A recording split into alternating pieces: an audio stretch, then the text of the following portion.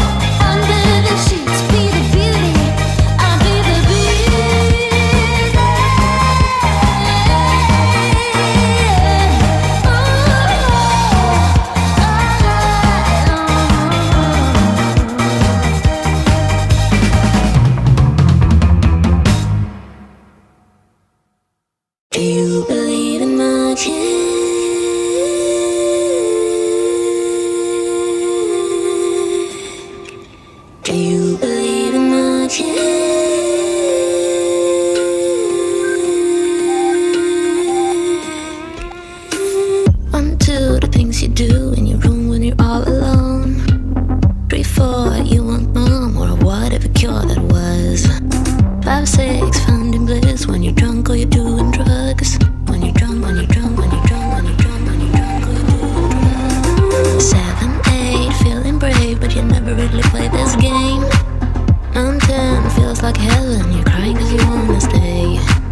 Quick fix, finding bliss when you feel the heartbeat inside. When you're drunk, when you're drunk, when you're drunk, when you're drunk, when you're drunk. Do you believe in magic?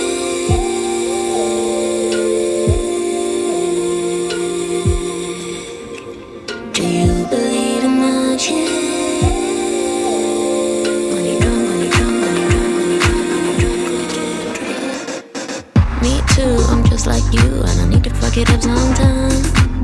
I'm stuck with ego trips, selling sex to a lovable bar.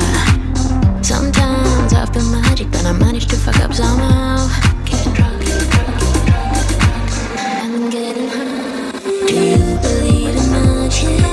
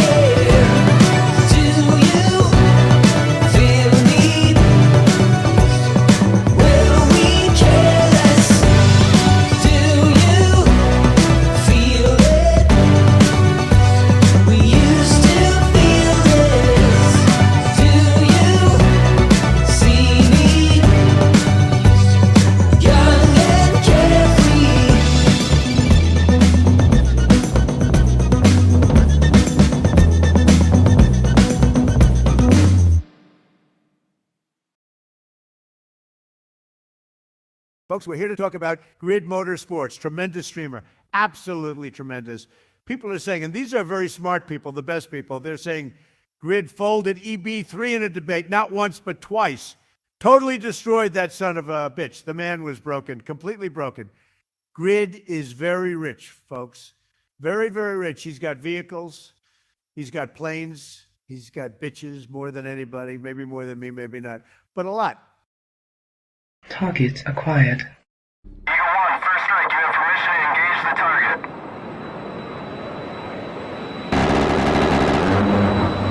Warning: the following video contains explicit language which may be offensive to some viewers or inappropriate for children. The content within this video is intended for mature audiences only.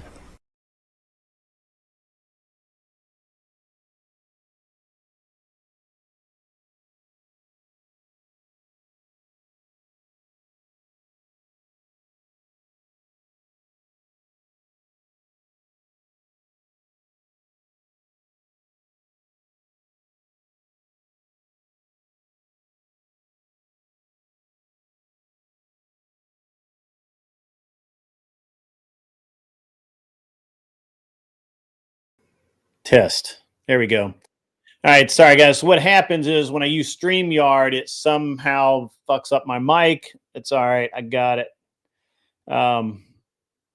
So the all right, guys, it's a chill stream. We're gonna chill out. We're gonna have a great time. Glad everybody is here. What's up, Def? Definitely not whatever. What's up, my man? I've seen you around a little bit. If you would like to come up and hang out and chat on the stream tonight, I am going to put the link in the mod chat over on Discord. What you will need to do, as always, is you go to the waiting room. The mods will have the link. You say, I'm here. I need the link, and they'll give you the link. So that's awesome, and we're going to have a great time. What's up, my man Tyler, buddy?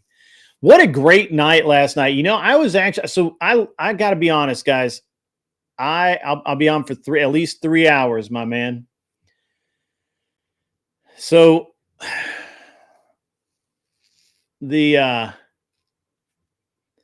so last night, you know, I left a show and I was like, man, I don't know. Was that a good show?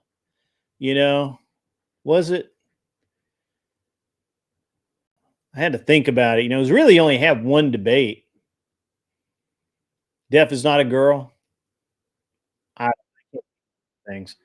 What's up, Kel? Give me just a minute. I'm still in my intro. So I signed off last night and I was like, man, I don't know. Maybe this wasn't a good show, but then I thought about it. And I felt like it was a really good show last night. I think that it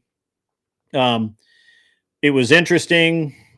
We only had one real debate, and that was fine. And I think it was a good show last night. So and I actually think we're gonna get some good clips out of it. I am starting to do clips. The web store will be up pretty soon. You guys are gonna have a good time with all of that. And now I have Kel here. Kel is with her dad. It looks like he is driving and she is not. That's good. What's up, Kel? How are you? You can unmute yourself. You're doing pretty good. How about yourself? Are you having a good day? I've had an excellent day, actually. It's been really good. We love to see it. We love to see it. Yeah. What's up, good? It's my pup. How are you, Dad? The real dad, not me. Real life dad. Me, internet dad. I'm not internet dad. It is funny though. She created this dad one thing and it stuck. And there's literally people that will come in and say, "What's up, Dad One?" And I think that's hilarious. Can we get some dad ones in chat, please? Probably not. So you guys are headed up to the Sacramento area? Yes. I used to roll through there quite a bit. I owned a house for a while in Hayward. And so I would drive over when I was in town, and I would drive over to Reno to shoot matches, and so I drove straight through Sacramento. Oh, that's so cool. It's a good area. How do I connect this? Sorry. Oh, sorry. We live right off the 50.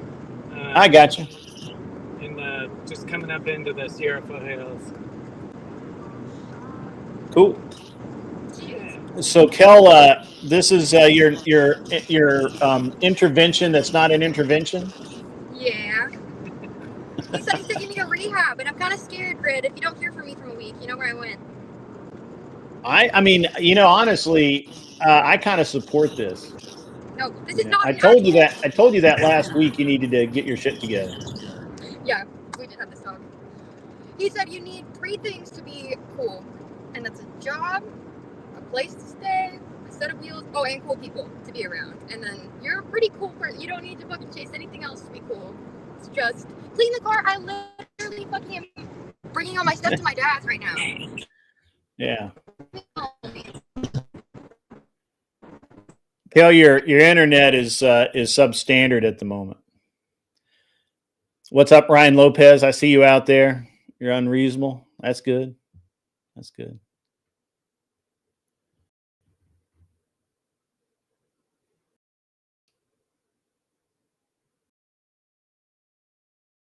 Yep. Froze. Oh, there we go. Yeah. Almost.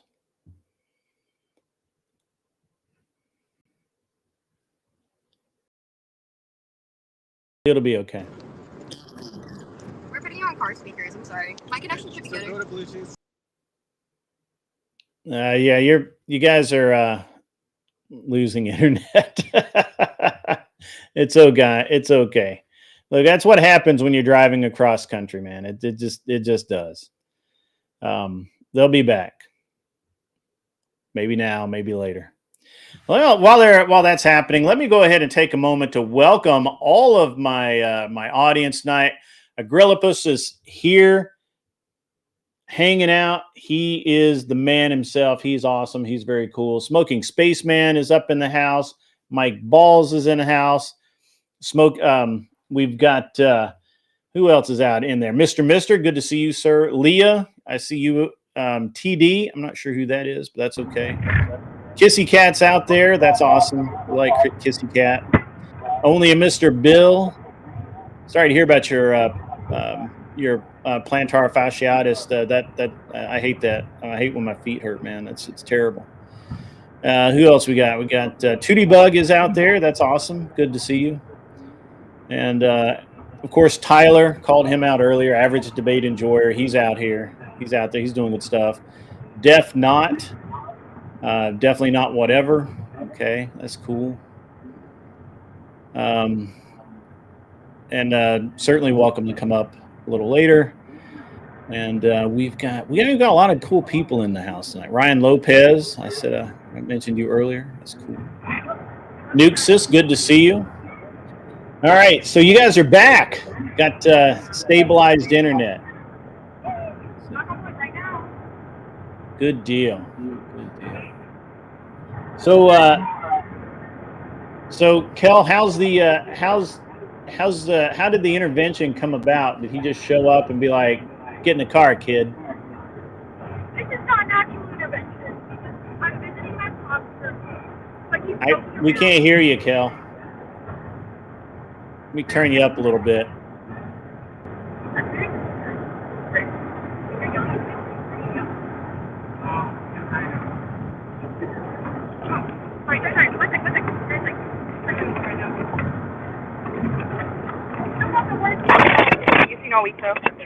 There we go. Did you hear it better now? Sorry. That's way better. Awesome. It's not actually an intervention, bro. I'm going to visit my dad for a week. Yeah, sure. Your dad needed it. You needed that intervention, and your dad's a solid dude for doing it. I hope he's joking. I hope for my sake and his sake he's joking.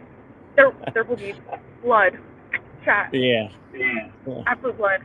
So we talked about Kelly relocating because, you know, her life has not been super stable at this point.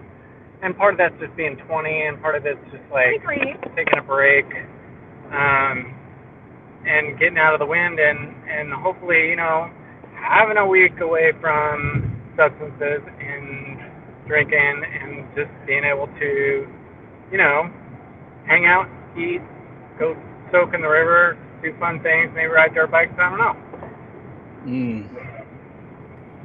Yeah, hey, Kel, I do have the crash out. If you want to see the crash out, because I got it right here. Do you want to see that? I don't think I really have a choice here, do we?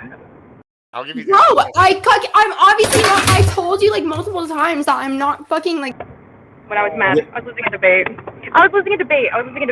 You're really mad. I was really mad.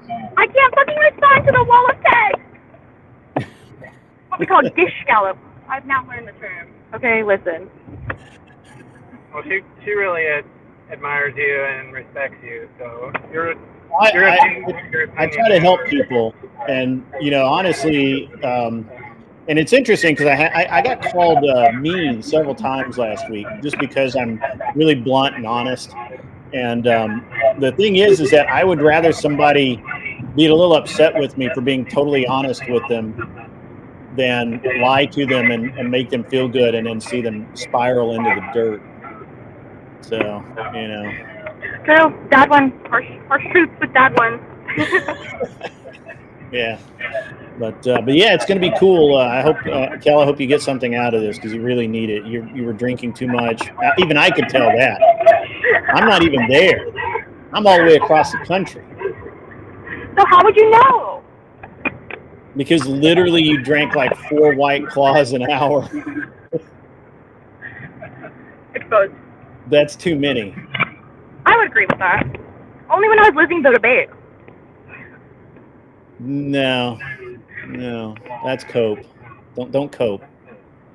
I mean, if you want to look at it from a clinical stuff, it's like she has 2 parents that have a history of substance abuse. Right there, you're in, genetically, you're not in a good category. It's not my fault. It's what I'm hearing. Totally vindicated. No, that has nothing to do with anything. And you're having a ton of substance abuse related incidents. Those are not substance abuse issues, Rich. This is just clumsy related incidents. This is not the intervention, y'all. So, Anyway. yeah, I think it'll be awesome. I think Kel really needs it. Hopefully it works out. So we were talking a little bit. You guys were talking a little bit over there about the Russian Ukraine war, and I've done a lot of debates on that, and it's interesting how different the reality is versus the perception. It's like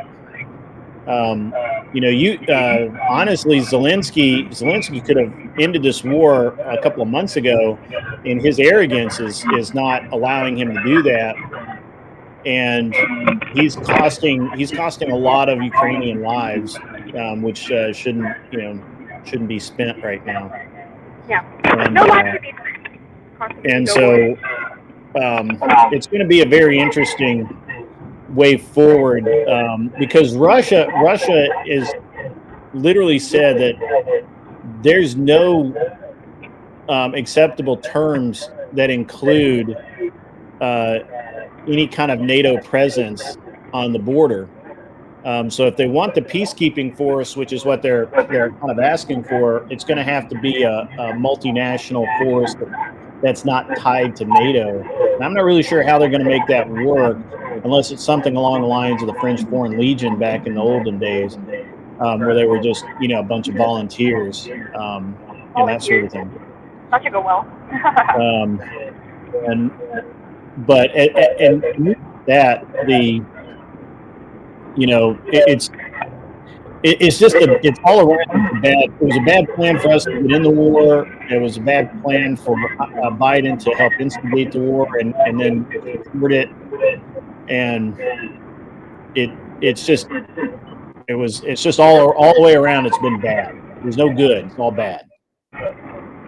No bueno. Yeah, there goes I the just phone. did not. Yeah, no, I know. I really didn't think that Russia would invade.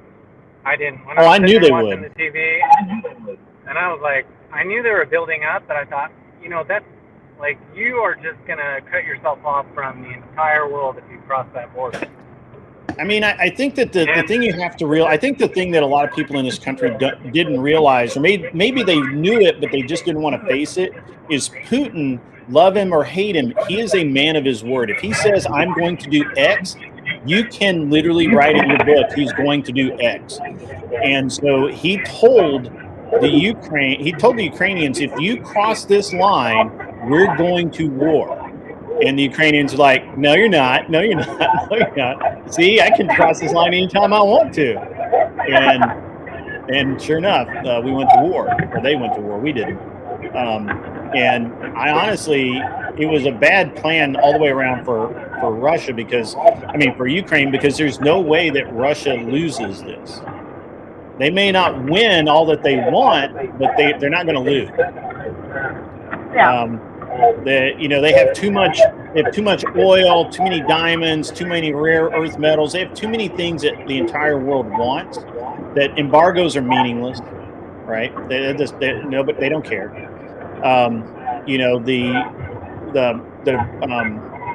It's just, they're not fighting a war on their country's turf. It's Ukraine. So literally Zelensky really needs to,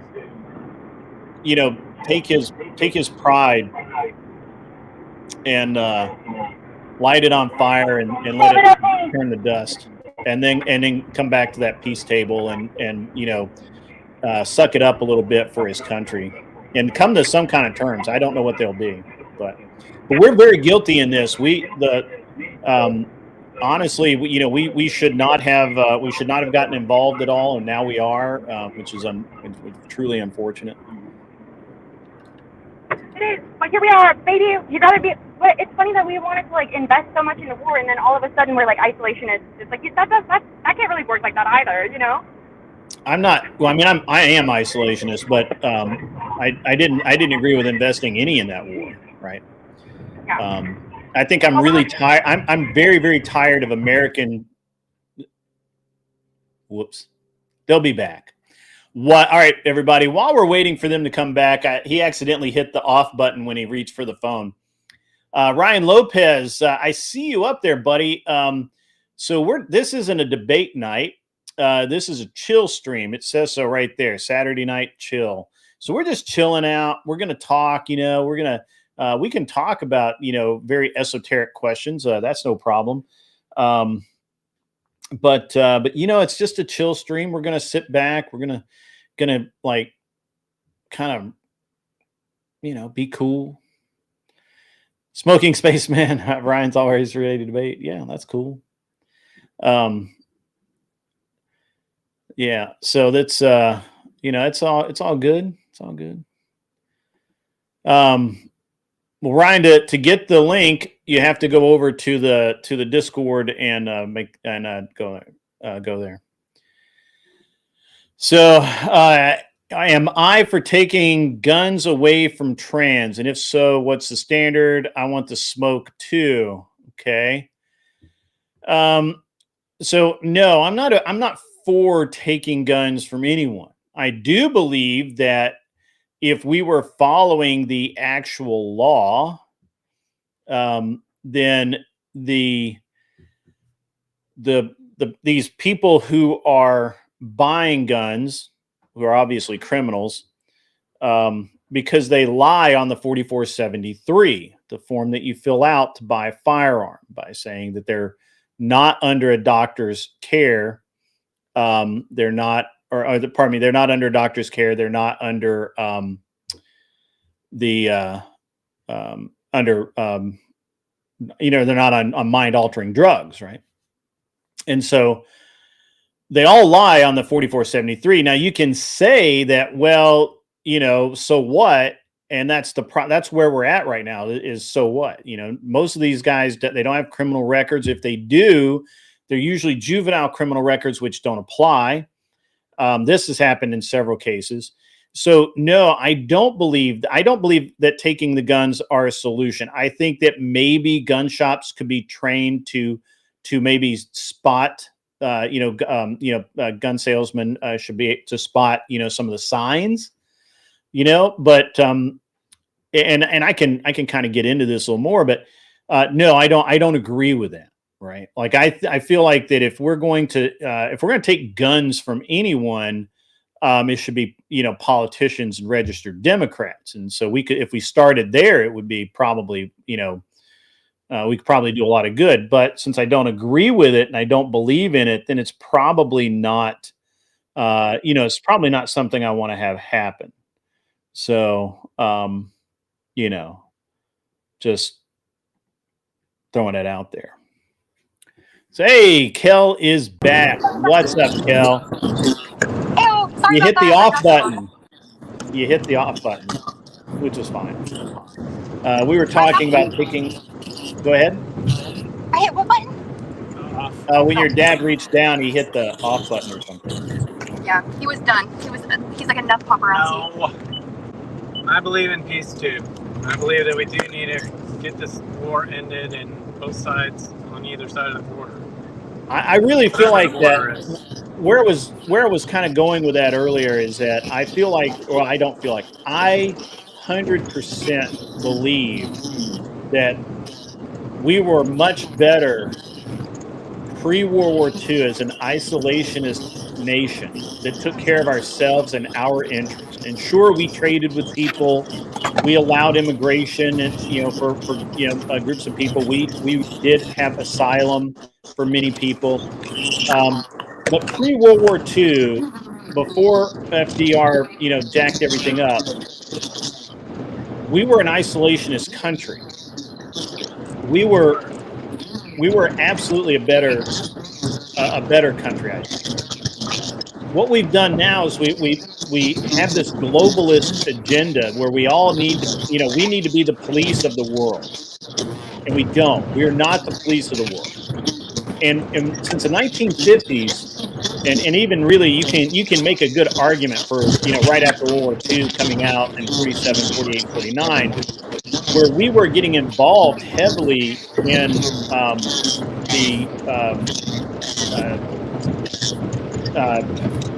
kind of the Northern Africa, Middle Eastern range, you know, from Egypt up through the sands, right?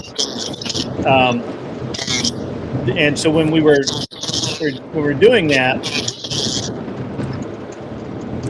we ended up destroying an entire culture. I don't know if people realize that, but during that period of time, up until about 1955 or 6, Beirut was the Paris of the East. Like, it was literally a beautiful, flourishing city, the center of fashion. Women weren't afraid to walk down the street at night. It was an incredible place. And so, but we, the United States of America, through the via the CIA, I'm going to mute you guys if you want, because your background noise is killing us. Oh, thank you. So when we had when the CIA deposed the king, or pardon me, the president, and installed the Shah and backed that takeover, that brought the militant mullahs into place. And that sparked the destruction of the Middle East. That one act, we did that. And ever since then, for the past 80 years, we have been at war in the Middle East the entire time at some point. We've had countless troops, countless American lives have been lost for no damn good reason in the Middle East. We can blame it on the petrodollar and the use of the petrodollar as the staple of the cornerstone of our economy. But it's not really I don't think it's really the catalyst that everyone thinks it is. If we look back at history, it was the people that we backed when it was convenient for us, and then we would turn around and then back their enemy against them.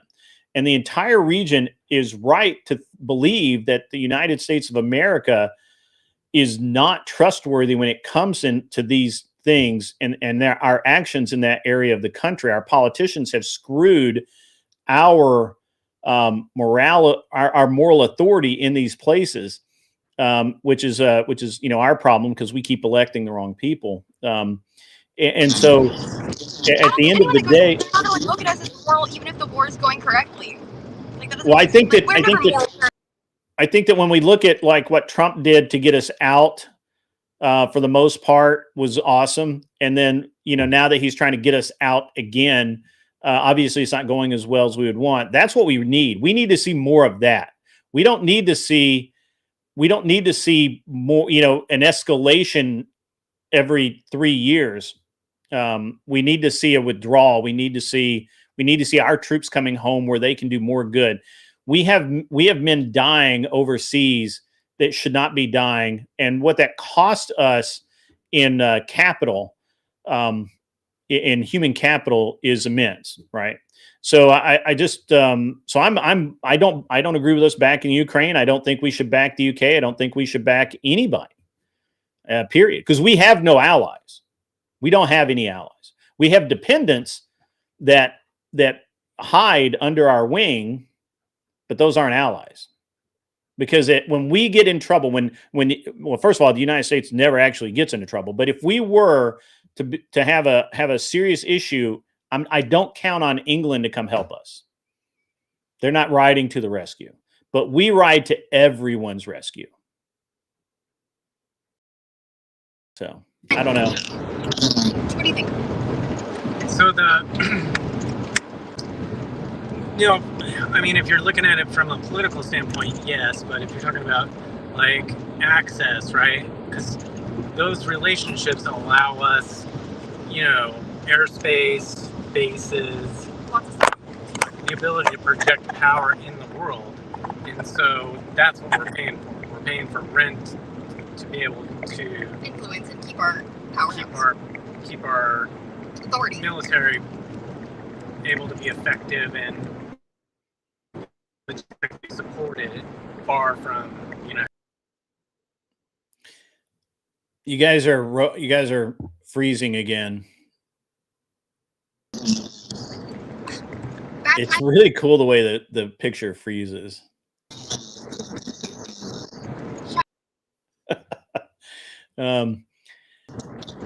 Yeah, so I'll push back a little bit. The reality is that they ask us to help them. We don't need their help.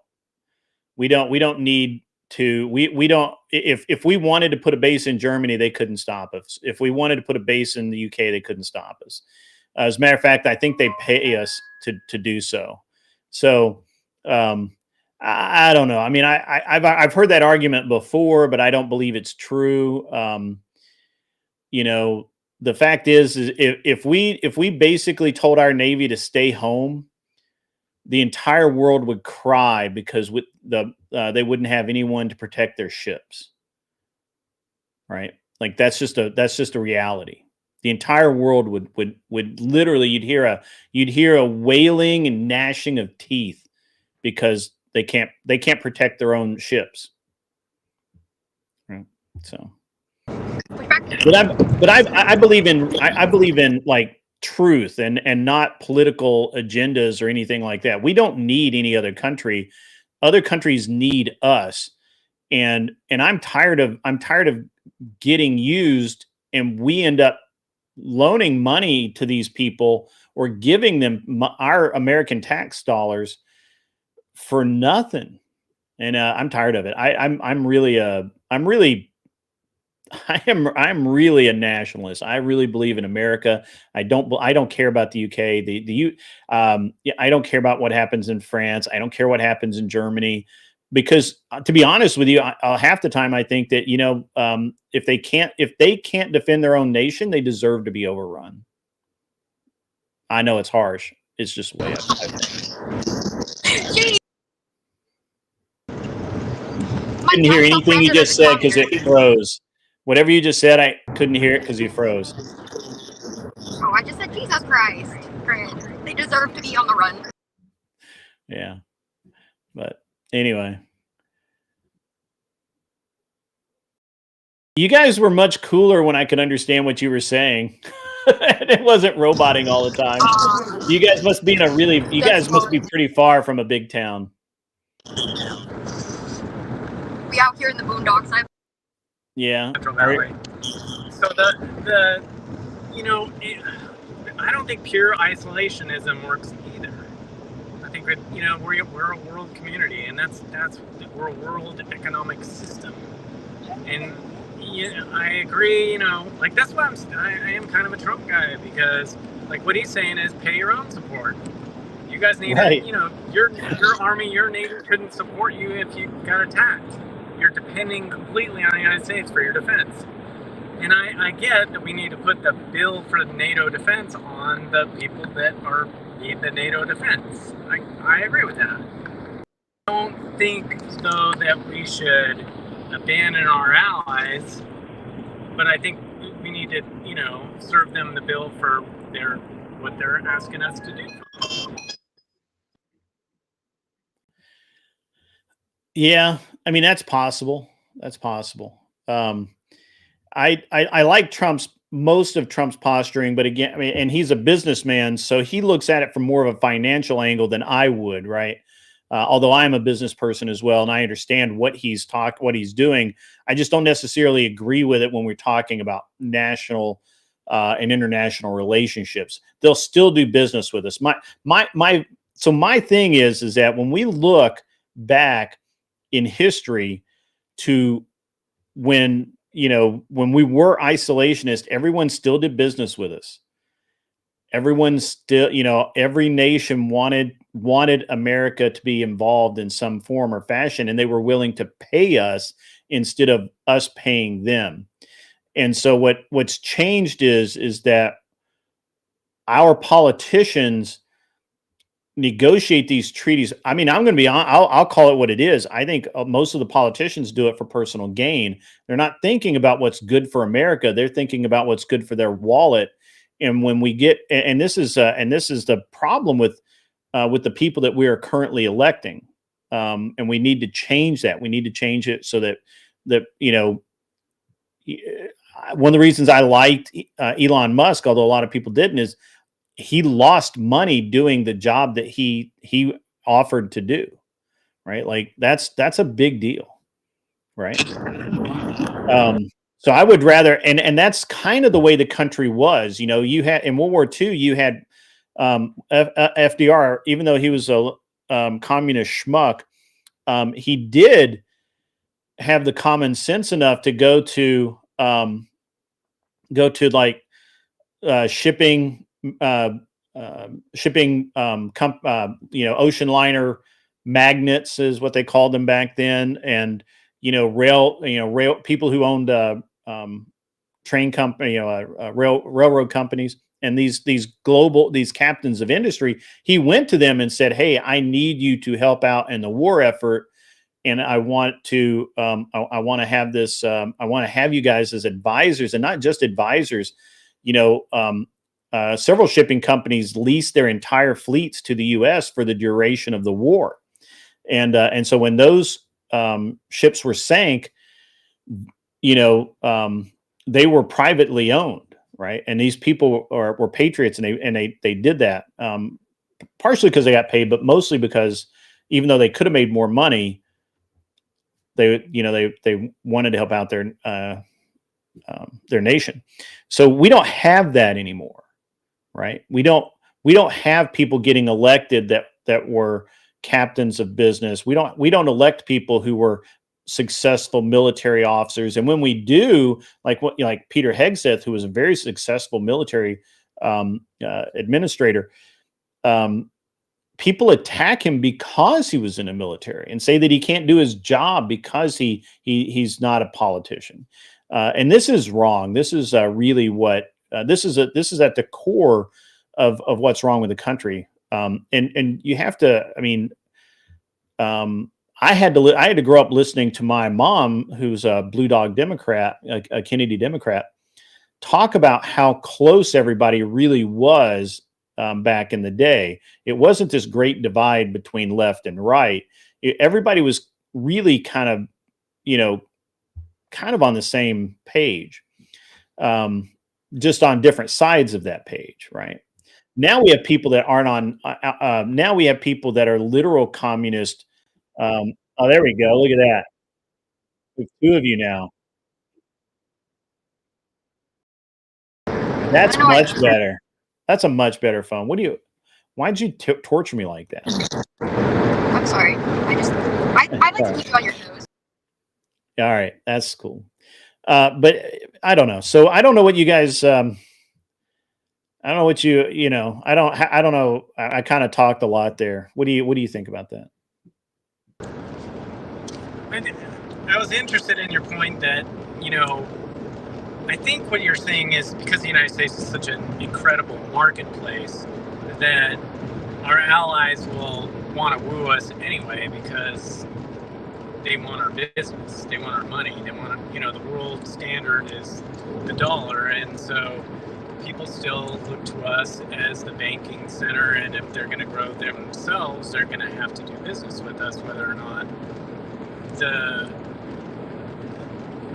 we have those alliances with them.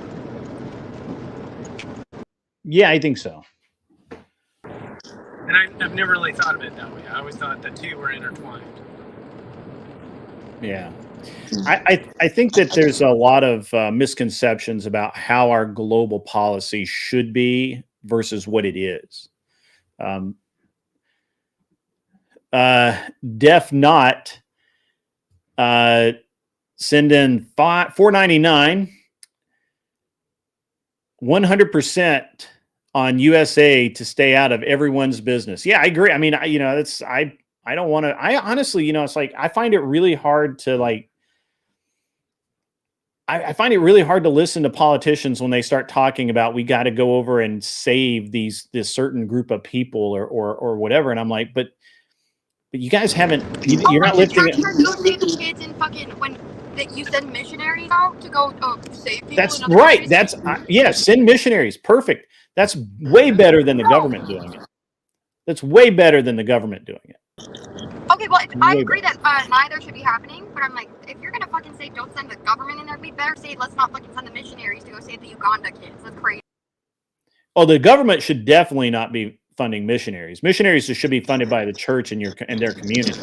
Missionaries shouldn't be going to Uganda. I mean, missionaries go all over. We shouldn't interfere in other. You're breaking up again. Apparently, you're hard to hear.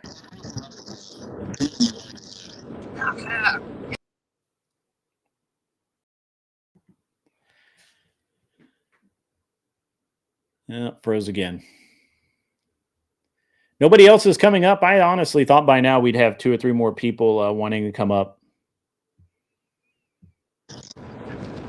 But, I mean, I don't disagree with you, Kel. Have you ever seen Go ahead, Tom. So I was just going to ask, have you ever seen The Truth Project? The Truth Project? I can't recollect it. It's a focus on the family thing. It was what? I'm sorry. It was a focus on the family, in home. It's like 12 seconds. Oh, okay. No, I'm not familiar with it, but that sounds interesting. So one of the points that they made in the Truth Project that I always thought was really interesting is that the government's job is not to help people. The church's job is to help people. That's our mission, right? To go out and make sure that the, to use biblical terms, the orphans and the widows are taken care of. Yes, absolutely, 100%. Yeah, and so that should come from the people, not from taxes, right? Like that should be your own mission, is to support the church so that they can support the people. Yeah, correct.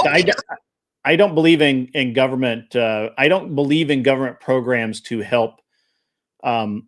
In most cases, to help citizens, veterans. I think that's a different level. But just people that put themselves in a situation, or just widows and orphans. I really the church. And I actually say that a lot, and it really pisses a lot of people off. I'm like, there'll be someone says, oh, I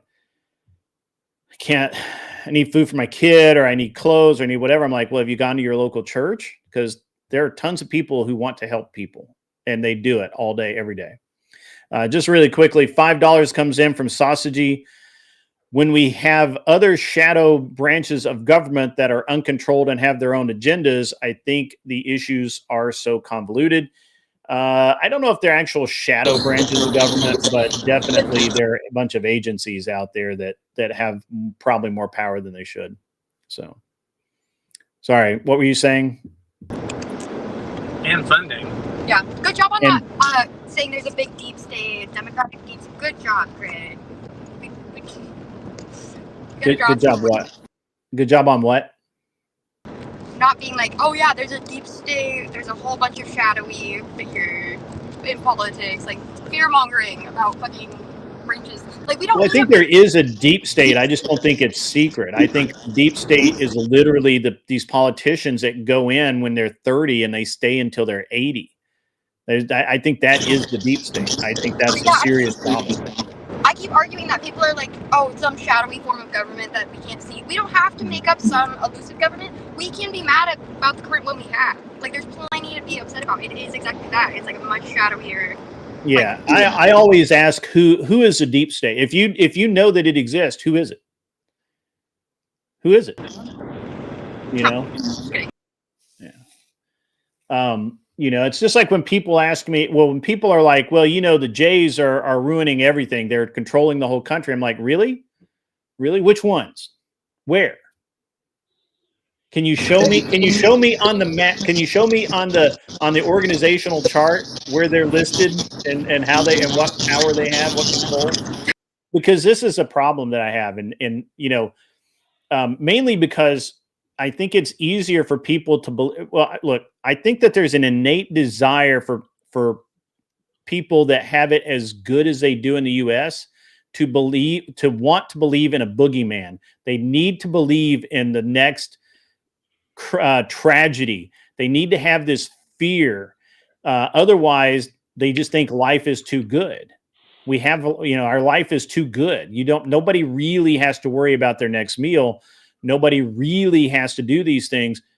And so they create the boogeyman. And our government manufactures boogeymen for us all the time. If it's not Russia, it's the tidal wave coming from the Sea of Japan. If it's not the tidal wave coming from the Sea of Japan, it's going to wipe out Hawaii and then drown California. Well, then it's the hurricanes off the coast of the Gulf of Mexico and the Gulf of America, and that's going to level from Corpus Christi all the way around to Jacksonville, Florida. Right? Like our government in and of itself through the media. And if you guys haven't seen that Joe Rogan video where they literally, the media, like he syncs it all up and they're literally saying the same thing in the exact same way. If that doesn't scare the shit out of you, you're talking about control factors, though. Sorry? Yeah, with Watergate, there was like 3 major news networks. So of course they could control the flow of information and kept it in the news cycle for like the shit has like always happened. Right. Yeah, it's control factors. Yeah, these are control factors. These are things that if there's something big going on and they want the public to be distracted, they literally pull out plan A, B, or C and enact plan A, B, or C. Mm-hmm. And I'm tired of it. I mean, this is so basement. This is so base level manipulation that it's offensive to me. People fall for it, though. That's why they do. They fall for it. It's offensive to me because I'm like, how is anyone even believing this nonsense? Like Russia's going to invade the U.S. Are you insane? They have no way of doing so. They don't have a Navy and they don't have heavy lift aircraft. They can't do it. Physically impossible. China's going to invade the U.S. No, they can't do it. It's impossible. So stop talking about it. Like this is a non-issue. Like this is crazy. PM of China a few years back was asked why they never considered invading America at any point during any of the wars or anything that's gone on. The guy said flat out, we couldn't possibly move enough personnel fast enough to counteract the over 200 million Americans that are armed. Yeah. That's it. I mean, that's a factor every other country on the planet knows, and that's why they don't even try to invade us. If they want to hurt us, they try to hit us on our military bases that are outside America. Yeah, That's it's it. always on foreign soil. It's always Yeah. on, yeah. Yeah. You know, I think that's really accurate. I think that it's you know, and so it annoys me that we have this constant discussion, and I don't know what it's, this constant boogeyman phenomenon that you know, if it's not, you know, next it's going to be freaking Australia. The next I predict that the next nation that's going to come for America is the Australians. That's well, because they've already used China, they've already used Russia, they've already talked, you know, but the most credible threat, honestly, in my mind, the most credible threat is a stand by. The most credible threat to me is not the is not China in and of itself. The most credible, or even, you know, the Arab Spring or any of these other groups, that the most credible threat is a near nuclear country like Jordan, or you know, some faction in Egypt, somewhere where they could get enough material, Iran, Iraq, somewhere like that, where they could build probably 10 or 15 backpack nukes, or just buy them from the Russians, right? Whatever. You don't think they've already tried that?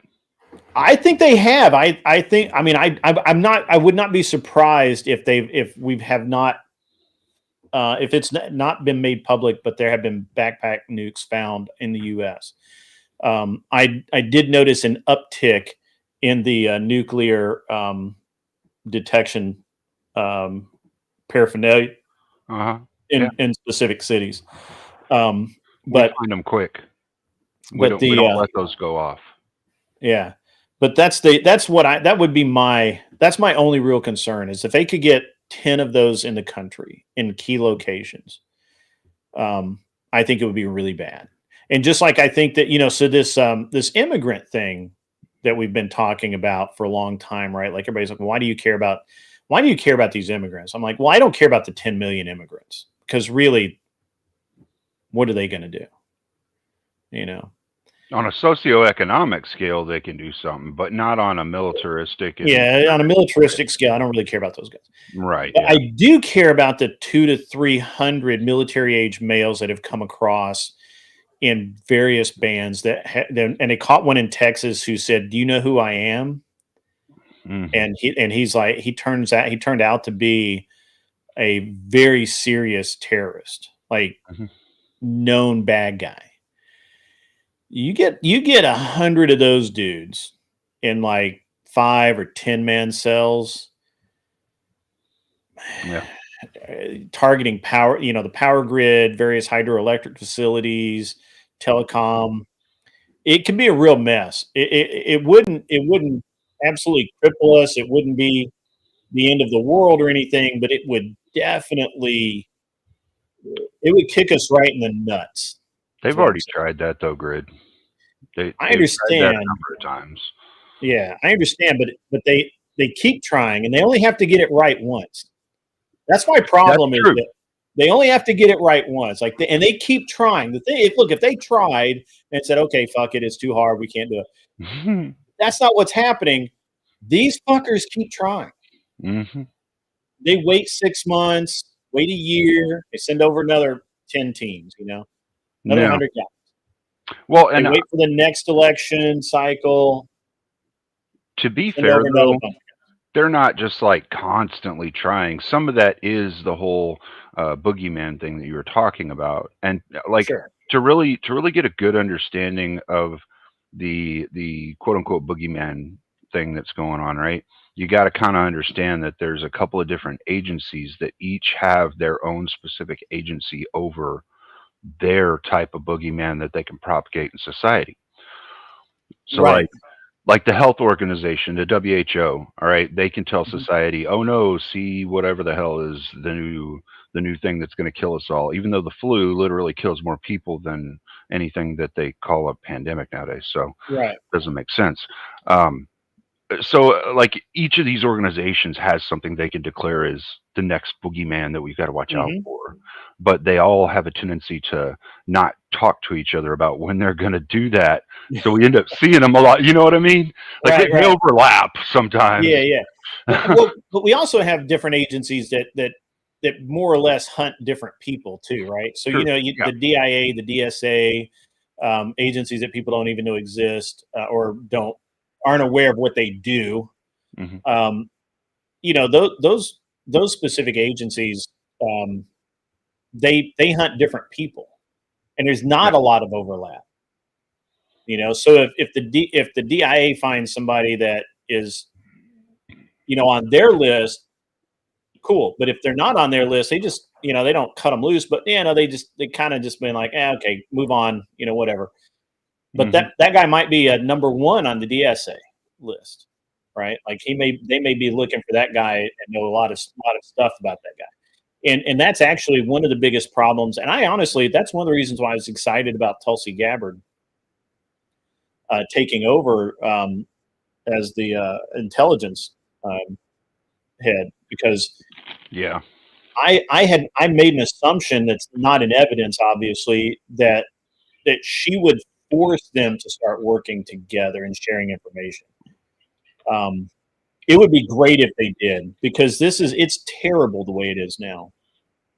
Yeah, I think she would have promoted more lateral communication. Now, I will say the intelligence communities that we have internally for America have gotten a lot better about communicating whenever they have certain classifications they can communicate. And we know that, but I definitely think it could get a lot better. I do. Sure.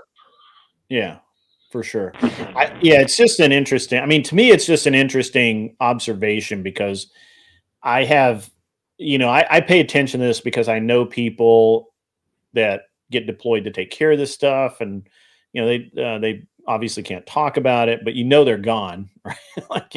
And when they're back, and, it's very interesting. Just offer them a beer and have them over for a barbecue on a weekend and help take their mind off the shit they've got to do. That's about all you can do. That's it. I shoot matches with a lot of them. That's a good way to de-stress. That helps. Yeah. It's interesting to listen, occasionally they'll bring out guys that, that are new to it, and they're like, look, this isn't like at work. It's pretty funny. Kel, are you back? Can we hear you now? Are you you're still kind of roboting and freezing, but it may not be as bad as it was. I think it's because it's both overheating. The temperature's too hot. I'm sorry. And I'm still live on my Kel, try reducing on the little video thing. Try reducing the bit rate on the video down some and see if that helps with the heat. Yes, ma'am.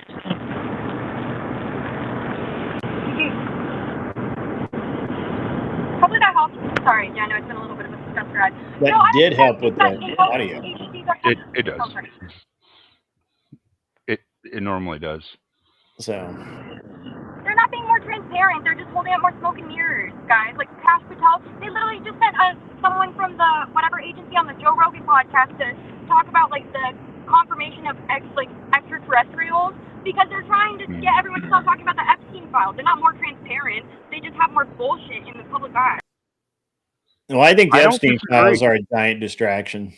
I actually don't disagree with her on that. There's a lot of smoke and mirrors shit that happens. Oh yeah, the government shows people, and it's a classic play.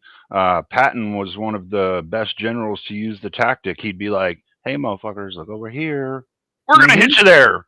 Yeah, that's every time. So it's interesting because I literally think the same thing about the Epstein files. Like every single time that there's something that nobody wants anyone to see, Epstein file. Epstein file. I'm like, I don't care about the Epstein file. What are you hiding from me? What's going on? Where's the real truth? Why is this getting brought up again now? Yeah. Why all of a sudden is it it's so important again? And almost always it's sorry? Because they've been running their campaign on it. Everyone wants to know. Left, right, every single person wants to know about it. Well, I think that the reality is that I don't Trump did not actually run on that. He actually only made one comment about it, but it's interesting that everybody thinks he did. The truly interesting around him was like screaming it from the look at Cash Patel and everyone else in the party. I don't think it was everybody else screaming either. But I tell you what is true. What is true is that I really do believe. I was watching an interview the other night, and I cannot remember who the host was, but they were talking about how more than likely all the really truly interesting stuff has been deleted or corrupted. Fact of the matter is Biden had 4 years to release all of it, and he did 0. Feel like that a lot can happen in 4 years. The audio tape and video files and paperwork can get lost and all that sort of thing. I honestly think that this is all honestly, the more I think about it, the more I 100% believe that Epstein I actually believe the latest story about Epstein, and that is that the truth about it is he started grooming the girls when they were 16 or 17. He didn't send them to the island until they were 18. That's why there were never any charges. That's why they were able to have the rap guys go out and film video. I'm starting to believe more of this, right? Oh my God, yeah, that's what I'm saying. Who cares about the island, right? Like the island, we don't know that anything. None of the girls that have come forward have testified that they were underage when they went to the island. But he started talking to them and grooming them and giving them money and giving them gifts and all of that when they were 16 and 17.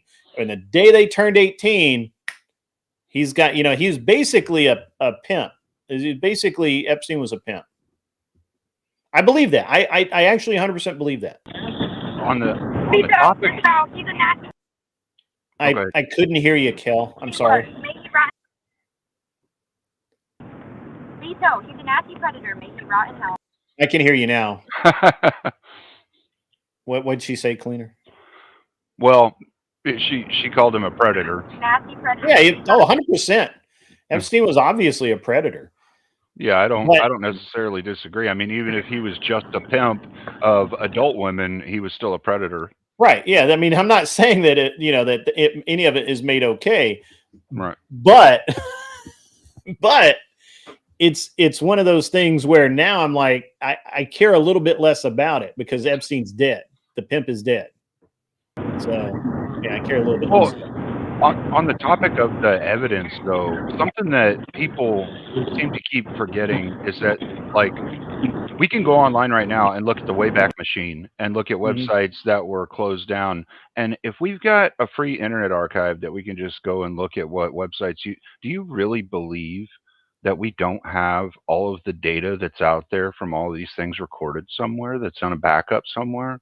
I mean, it's ridiculous to think that we wouldn't, considering we literally have 2 or 3 internet archives of every website on the planet.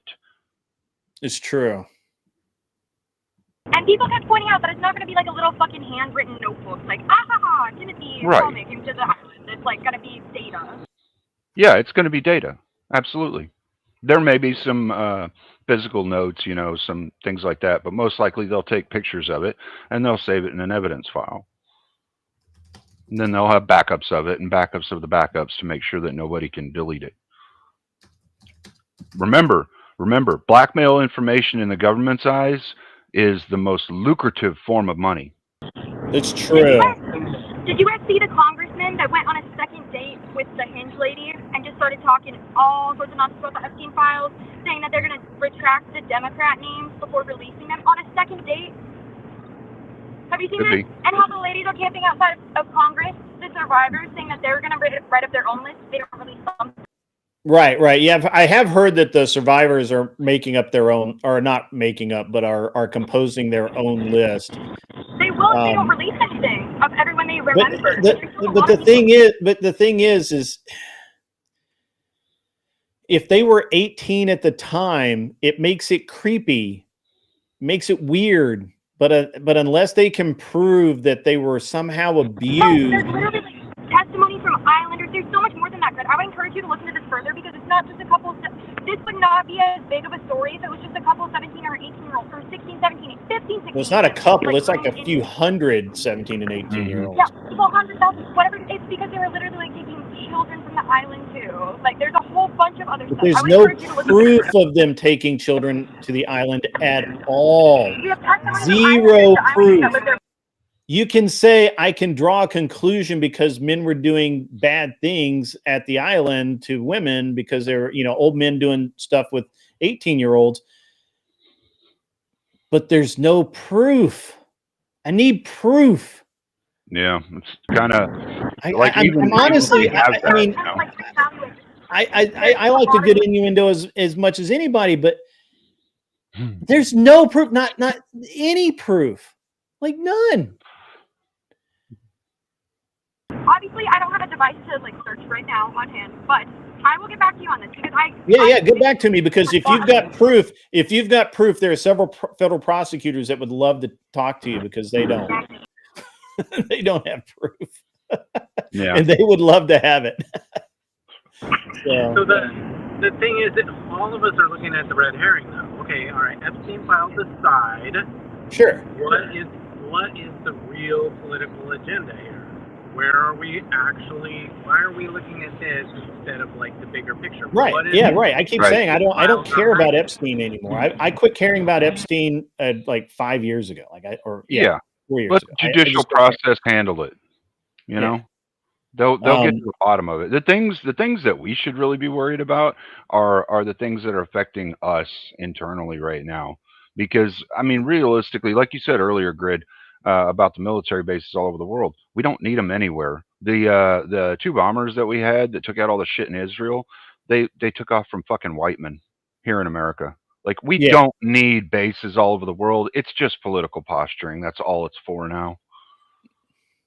Some of the Navy bases have a point, but by and large, we don't need to have them. Yeah, no, that's true. I agree with that. Yeah. And since we're on the subject of not needing them, the surface Navy is just about obsolete, right? It's just going to take one more for them to realize that anything that floats can be something. No, the surface Navy's only job now is to protect shipping lanes. That's it.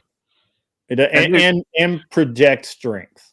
They aren't obsolete, to be fair. They do a really, really good. You guys do not know the amount of pirates that they actually stop out in the Atlantic Ocean. That's what they're supposed to do. Yeah. Like they really do a good job of it. And I wish that a lot of this would get publicized more so that people knew about it, because the Navy is actually phenomenal at that. Mm-hmm. That's true. And without them, again, I mean, I'm all for pulling our Navy back and just having protect our water and our ships and let everybody else fend for themselves. But unfortunately, that's not gonna happen.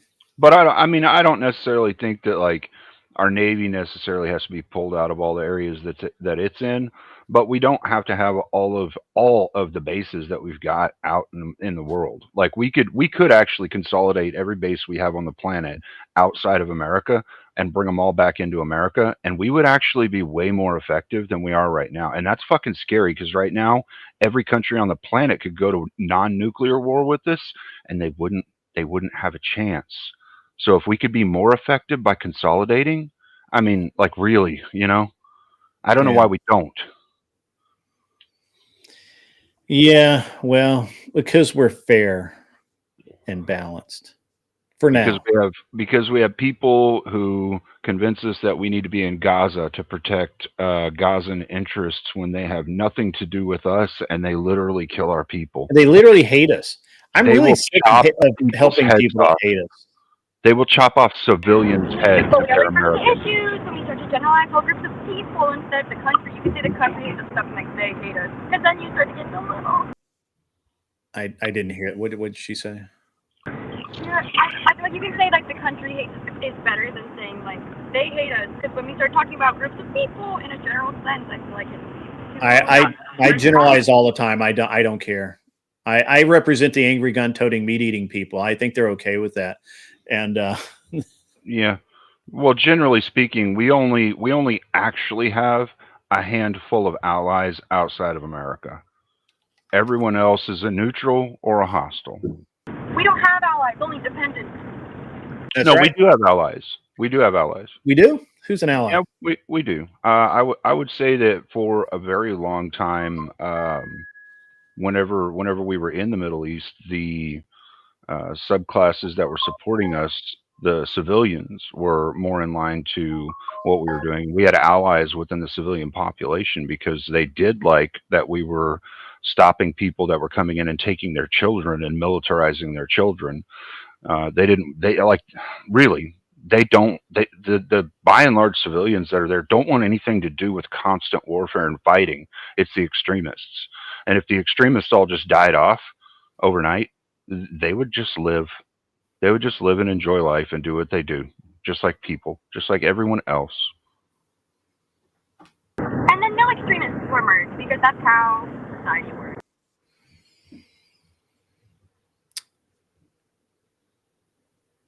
Yeah. That's not I mean, that's not necessarily wrong though. The extremists, yeah, they get a lot of tout and they get up there on the ladder, and you know, it's shitty, but it is a fact of life. But we don't need to be there. That's legit. I thought we were going to have somebody else come up. Are we? Mods? I thought there was a couple of the people in chat earlier that were yeah, talking. they were like talking, and I was like, yeah, come on up. It's easy. Yeah.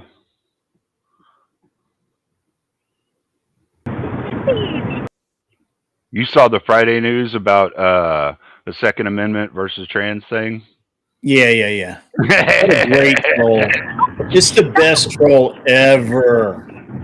Dude, Trump knows how to do, watch this light. Yeah. And they took the bait, too. They ran with that one. Yeah. Yeah, it's, oh my God. You know, it's interesting. Somebody asked me earlier about that, and I was like, yeah, you know, I'm against it, right? Like, I mean, personally, I'm against it, but literally every trans person lies on the 4473, every one of them. So we're back to trans issues every night of the week, people. Well, I mean, we go through so many topics. You could say that about almost any of the topics. Yeah, we'll roll right through them. Gentlemen, well, thank you for having us. I think we're gonna let my dad have his phone back. You're gonna what? Let my dad have his phone back. Well, y'all drive safe, okay? You guys have a good time. Thanks for having us. Appreciate it. Yeah. See you in a week. Don't forget about me, okay? I won't forget about you, but I hope that you learn how to be clean and sober again. Woo! Soberland, let's go. Got the whole internet invested in my sobriety journey now. That's a recipe for disaster. Got like 12 hours under her belt. Look out. Woo! Let's go. Good. All right, later. See you, Cal.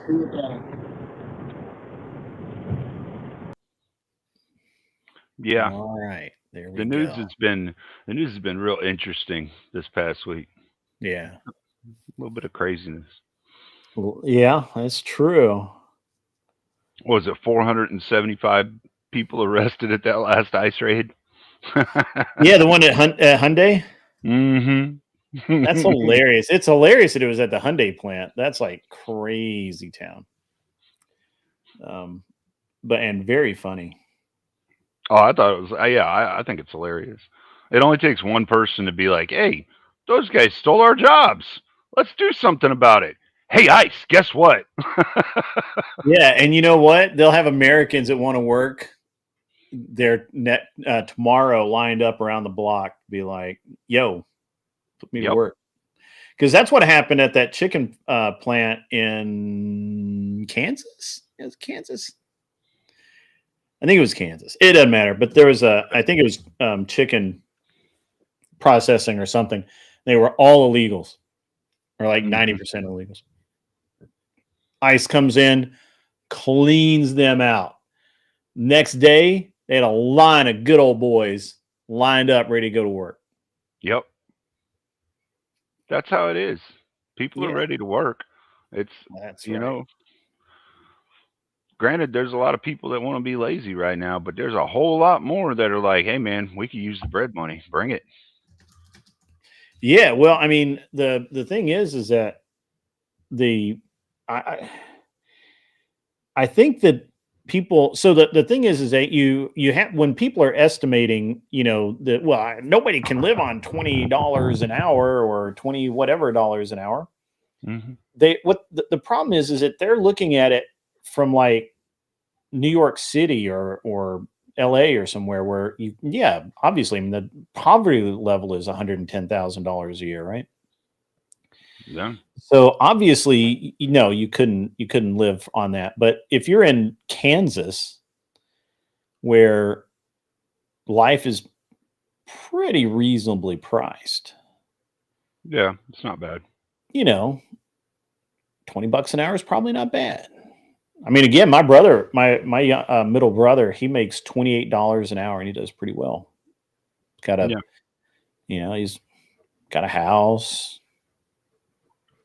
car, truck, motorcycle or two, he's built that up over years. Yeah.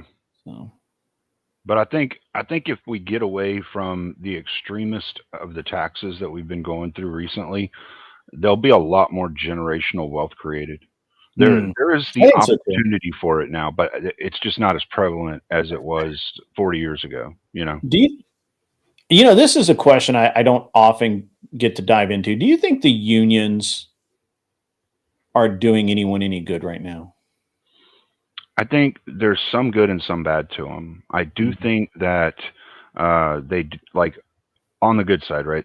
They do help uphold standards for certain worker classes. Like, I'll use electricians as an example. They require jobs to have the right PPE for electricians. I think that's a good thing.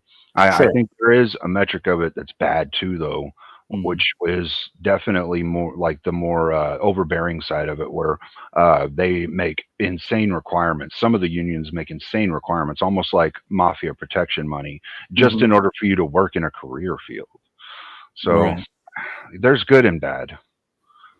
So I don't know if you remember, a few months ago, we had the longshoremen's union on the East Coast was going to shut down because they were going to modernize the plants, or the docks, which was going to take like 10 years and a fuck ton of money, like a couple of $1 billion.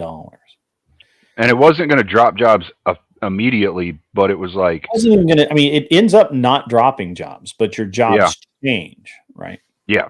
You got to be retrained. So I thought that was an interesting, and that was an old school. I don't know if you saw that guy on video. That was an old school union guy, right? Like, he wasn't messing around. So, like, I actually like some of the unions, like electricians, plumbers, trade unions, right?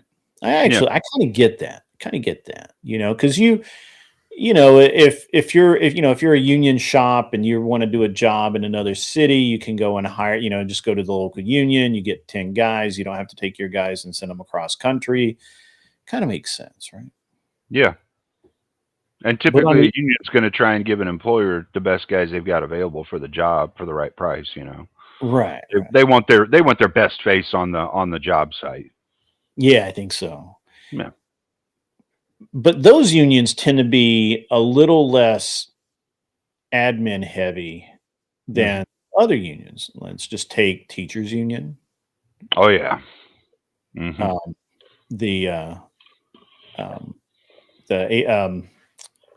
stewardesses union. I don't know what they actually call it, flight attendants union or whatever the fuck it is.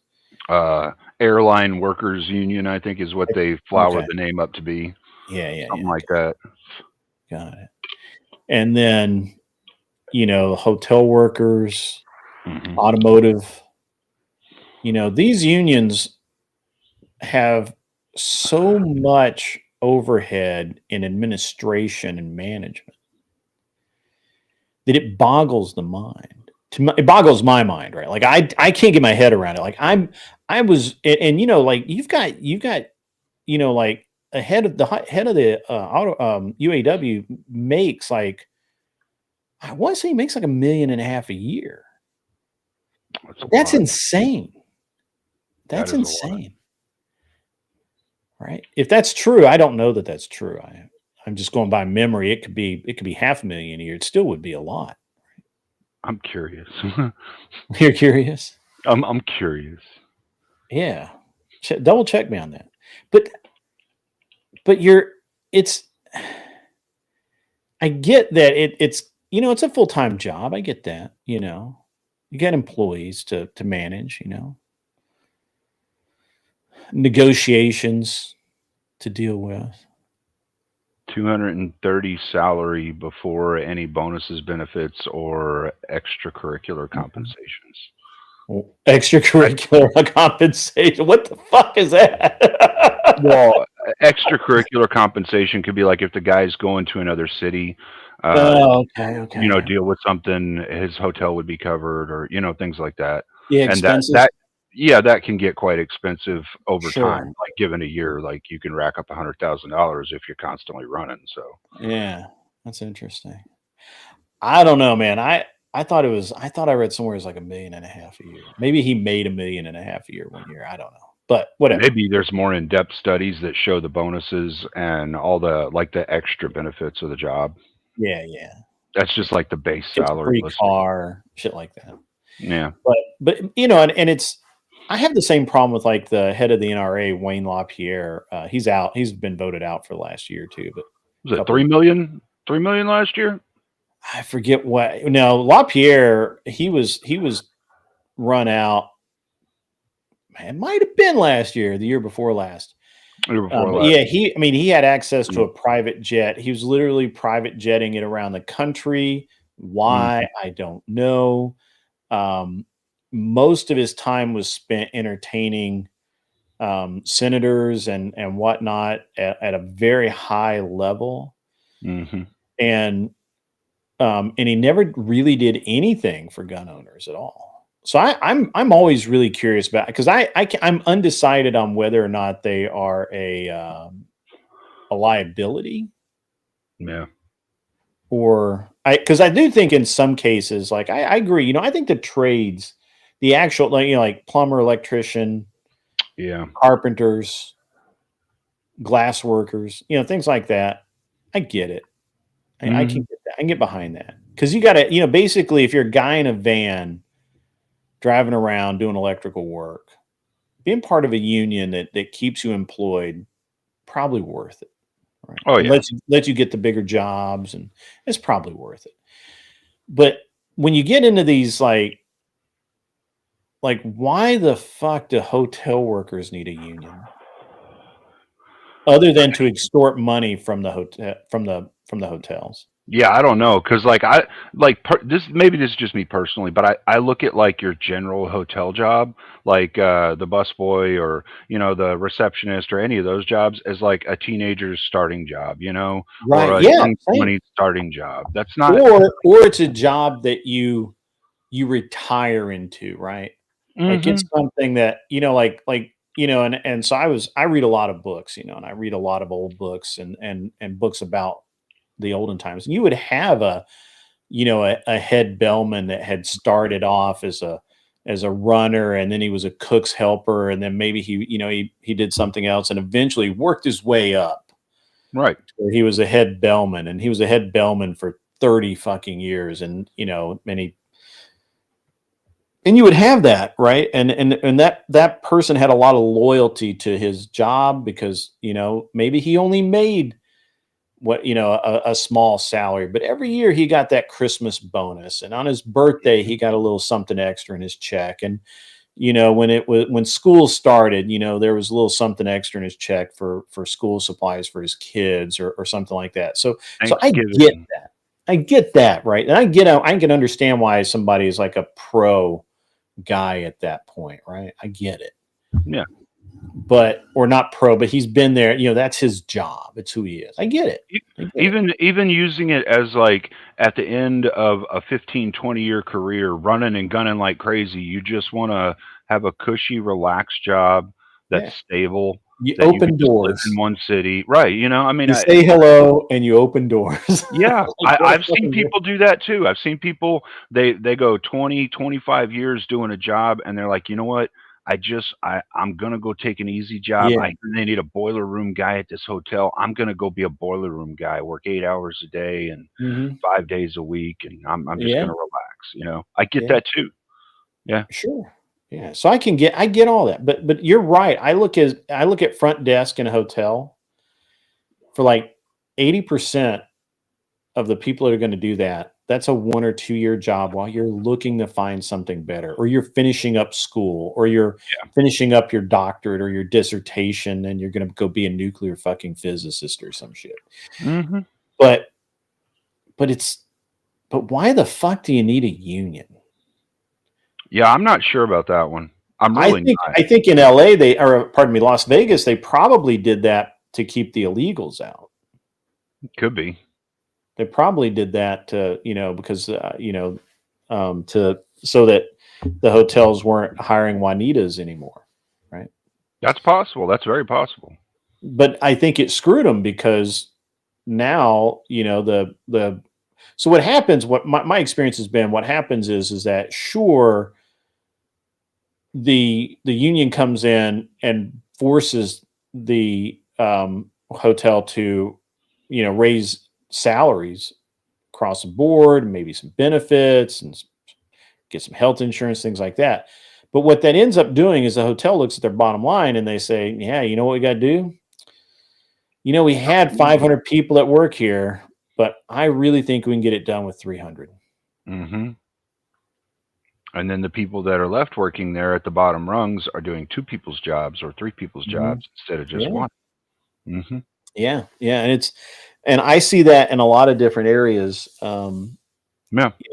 Airline workers, that kind of thing.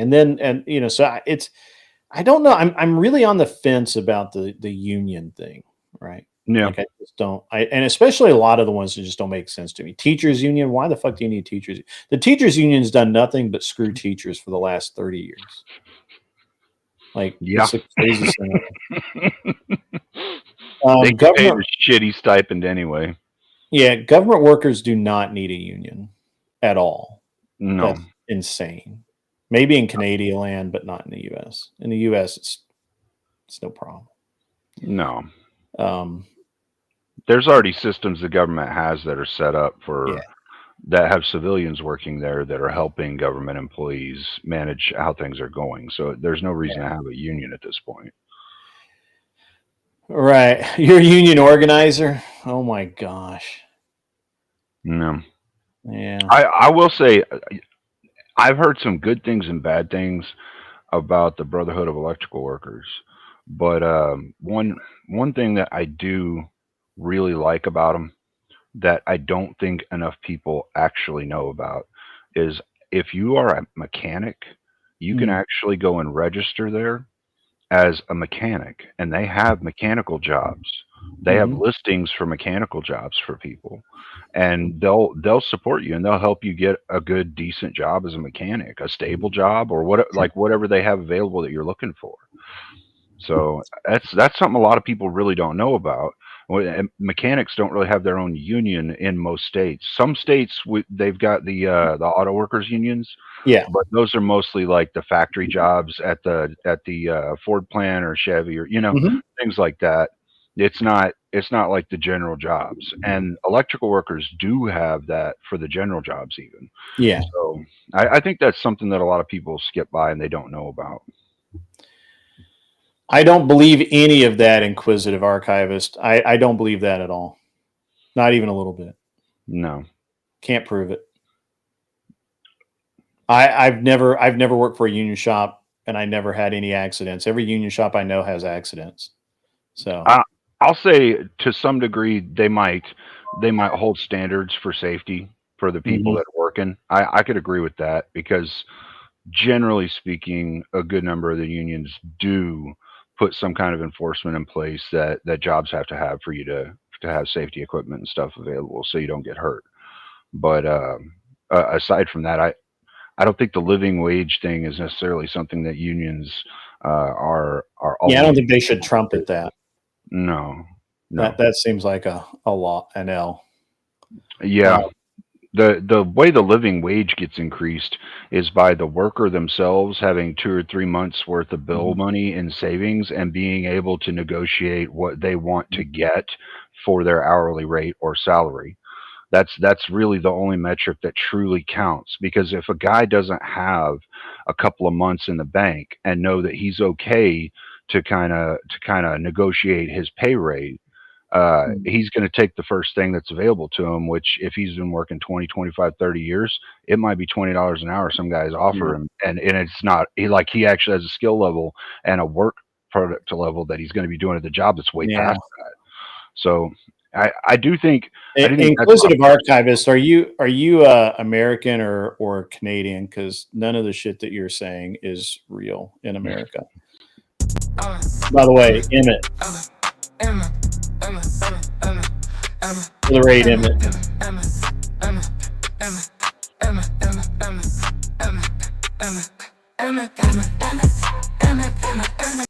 I had to do that in honor of Emmett. Canadian, there you go. There you go. That's why.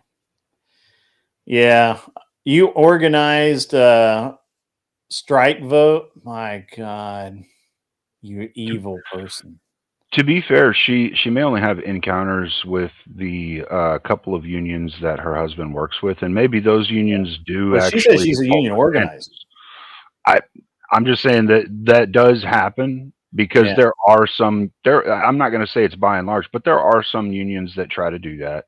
But I wouldn't say that generally that's the most favored thing by unions. The most favored thing is none of our guys have been hurt because we've made sure these companies spend astronomical amounts of money on all their safety equipment, like things like that. Yeah, those are the biggest touts. So I have I was actually looking at a company where I was actually looking at these two companies, and one of them is a union shop and the other is not, but they have a union contract. So they have one union guy on payroll, and he's the only guy that goes to do this one work at this one facility. And the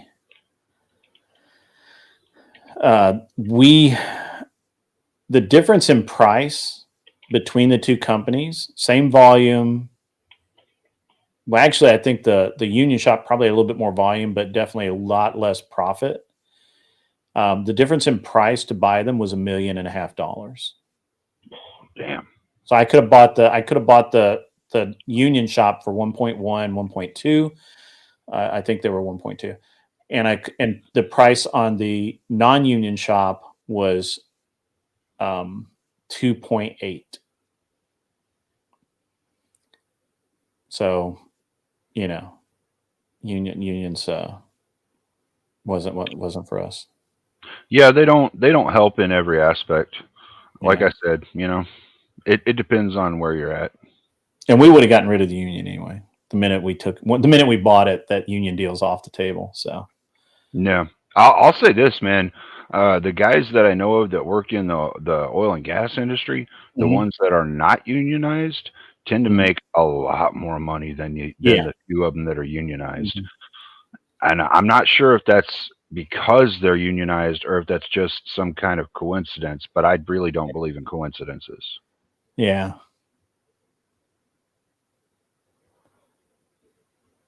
I think it's. I believe Inquisitive Archivist, Canada is basically communist. So, unions make sense. Unions make sense. I get it, but we're in America. You know, We need to get rid of here in America? Canadian? Fucking homeowners associations. Oh yeah, 100%. Those should 100% be illegal. They are the only associations that can take your house that are civilian. The only other thing that can take your house or your land is the government. Other than that, that's it. Homeowner associations can take your house and your land. That shouldn't be allowed. Yeah. Inquisitive archivist, I'm so very sorry you had to hang out with devils and bad people. I have a low opinion of union organizers in America.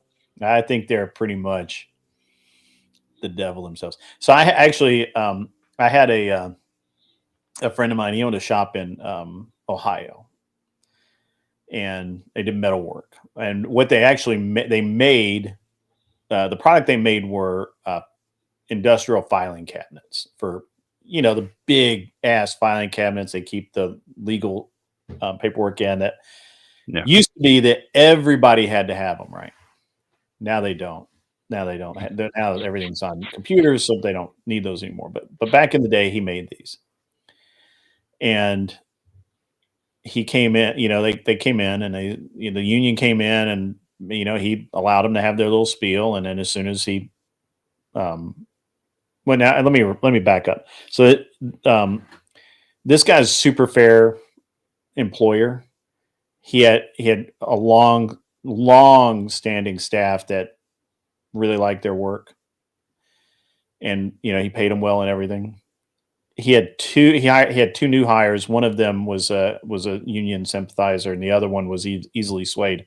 Those two started this union thing, and so he allowed them to have the meeting, and then he had a meeting, and he said, "Look, you guys can vote any way you want to. But I promise you, if you guys vote union, you'll pick your last paycheck up, because I'll close the shop. I will absolutely close this business." And they didn't believe him. They voted the union in on Friday. Monday morning came. They came to work. They couldn't get in because all the locks were changed. The building was shut down. And he sent them all their checks. Their final check, and he literally shut the business down, sold everything. Yeah, and I'm absolutely in that same vein. If I first of all, I won't ever be forced to do anything. That's horseshit. Ever and that's why I don't live I live right next to an HOA, and I have a feeling that my neighbor is selling their house, and I have a feeling that whoever buys that house is under the sad misunderstanding that they're part of the HOA that's a block away, and they're going to probably come after me for my airplane or something sitting in the driveway, and I'm going to tell them to go get fucked, because we're not in an HOA, and shockingly, I can have anything in my driveway as long as it's on concrete. You can't park cars, you can't park vehicles, cars, trucks, etc., in the grass in my county or my city. No. So, but that's a city restriction. That's not a HOA thing. Yeah, it's not an HOA. The city, and the city, it has a really weird one. We can only have one boat on my property. I thought that was weird. But they actually, and this moron actually came in one day, and he's like, I'm the city. He claimed, and he was, I think, the city codes inspector or whatever, or codes and whatever guy. And he was threatening to tow my truck and trailer because I was parked on the street. And I'm like, yeah, I have street parking. I'm not part of the HOA. There's no problem here. Well, no, it's a 2-hour loading and unloading zone. You can't park trailers on the street. I'm like, no, that's not how this works at all. And I'm like, you send me over the code, the state code, because I looked it up and there isn't one. You send me over the state code that says anything like that, and I will I'll be glad to move my vehicle. I'm going to send the police over right now. And I'm like, right on there. I don't care. And so, sure enough, here comes the hey, what's up, Emmett? Emmett, hold on, buddy, hold on.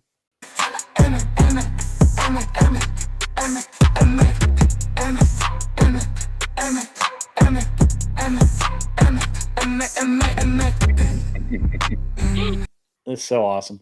Anyway, so he sent the cops over, and I'm like, and they're like, hey, you know, we're the codes guy sent us over here, or something about a trailer or something. I'm like, yeah, boats on the trailer, that's for sure. And he's like, well, you know, we have an ordinance where you can't park trailers on the street overnight because of the lawn care people. And I'm like, no, you don't. You have an ordinance that says that they have to be moved in 48 hours. They can't be there longer than 48 hours. They have to be moved once every 48 hours, but you can keep parking them in the same spot. Right. You've got to move them for 48 hours. Yeah. We've got the same thing in Texas. Yeah. I think it might be like once a week in Texas, I think, or something. I don't know. Yeah. But yeah, I think it's 42 or 48 or 72 hours. And I'm like, I already know this. And I'm just going to, I told him, I'm like, if you try and tow it, that'll be great for me because I will sue the city and then I'll sue you personally. Mm-hmm. And they're like, no, I'm pretty sure this is the law. And I'm like, hey, that's awesome. Pull the code up for me real quick on your phone. Mm-hmm. And they couldn't do it. They wouldn't do it. They're like, well, you can research it. I'm like, I don't need to research it. I already know what the law is. You are trying to tell me what the law is, and you don't know what the law is. And they kind of laughed it off, and they fucking left. And so, you know, that was interesting. But we're not in an HOA where I'm at. I made 100% sure. Yeah. Actually, the full name of my community ends with Second Amendment community. So, you know, like there's no HOA shit here. Raging Patriot said, don't move into an HOA, but there's something that you need to understand, Raging Patriot. Some of those HOAs come up and start after buildings have already been constructed and people have already moved in, and the counties, cities, and states go ahead and verify them and make them legally binding even after the original purchase contract was done, which is not supposed to be legal. Yeah, and that's so what you're talking about. You got the wrong mic. Oh. Your laptop's picking up. Jess, yes, most states are 72 hours. Also, I need an Emmett song, but for a good Jess, I'll work on it. I didn't make that, but I know the guys who did, so we'll see if we can't make you a good Jess song. But yeah, it's an interesting thing with the HOAs. I know people that purposefully move into HOAs to bust the HOAs up. Mm-hmm. They go in. They're super nice people. They invite everybody over to all the barbecues. They do all the things, and then they start. They take over the board. They're just like, hey, you know, we don't really need this HOA thing. So is that better? Yeah. It's way better. Yeah. So I was going to say a few things like what you're talking about, Cleaner, about the homeowners associations and people being involuntarily added to them. That's wrong, right? That's an area of the law that needs to be cleared up because you shouldn't be able to involuntarily include someone in a contract that they didn't sign, right? That they didn't want to be a part of, right? But in general, like communities should be able to band together and say, hey, look, this community is going to not become a rundown cesspool, right? Like people should be able to discriminate about who their neighbors are. I don't know. But that's what codes enforcement is for. See, this is my problem with HOAs. Yeah, but code enforcement. So what you're saying is, look, the government is the biggest mob. We don't want smaller mobs to compete with them that might do a different job or a better job. But that's my local government. Yeah, right? yeah. I have a vote in that. Have you been to local city council meetings and seen the things that they do, right? There's a whole lot of favoritism. People with money get certain codes done. I've seen people's properties get coded one way, and people basically forced not to be able to use their property in the way that they wanted. They had to sell it at a discount rate, and then the person that bought it had it switched to a different code so they could build on it. Like it's messed up for sure. All that happens. I've seen that happen because of HOAs too, though. I mean, I had a neighbor that he was doing everything right, but the guy was having his lawn cut like once every 4 weeks instead of once every like week and a half, 2 weeks, depending on how it grew. And the HOA kept sending him fine and fee letters and tacking more and more and more onto his bill until he had a $5,000 bill from the homeowners association for the fines and fees. I actually had that happen. If he didn't pay that, they would have been able to foreclose on his house that he owned and bought before they were even there. Yeah, So- my brother had to pay a $50,000 fee to an HOA for chopping down all of his trees in his yard. Yeah, so That's ridiculous. My HOA in Colorado, when I first moved in, they had the president HOA was just like a fucking tool belt, and they fined us over for not having weeds in our rock, because we had in Colorado you have rock gardens or rock features, not necessarily all grass. They fined me for having weeds in my in the stone beds and some other nonsense, and cutting down this tree. Now I hadn't actually cut down the tree; they had, and it wasn't even my tree. It was against the street on the street side of the sidewalk, not the house side. And I'm like, well, you guys are welcome to put a new tree in there anytime you want to, but I'm not paying to put a tree in there. That's not my property. Yeah, but you're responsible for it. And I said, no, I'm not. But see, if you're in an HOA and you sign up to move into an HOA neighborhood, so we didn't realize there was an HOA when we moved in. It was buried in the real estate documents. Right. So if you don't read your contracts, it's your own damn fault. Sure, but that was fine.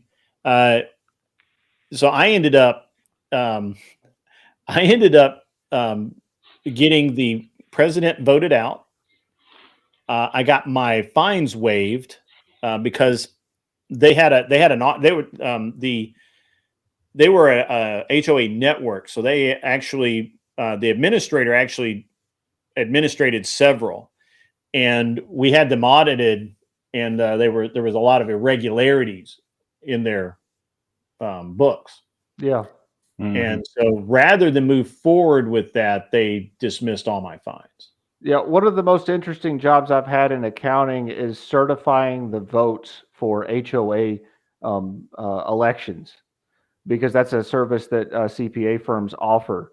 Is like a third party verification of stuff, and there's a whole lot of that where when you get, and the same thing happens with like condo associations and stuff like that, where there's impropriety because the people that are doing it, how do I put it?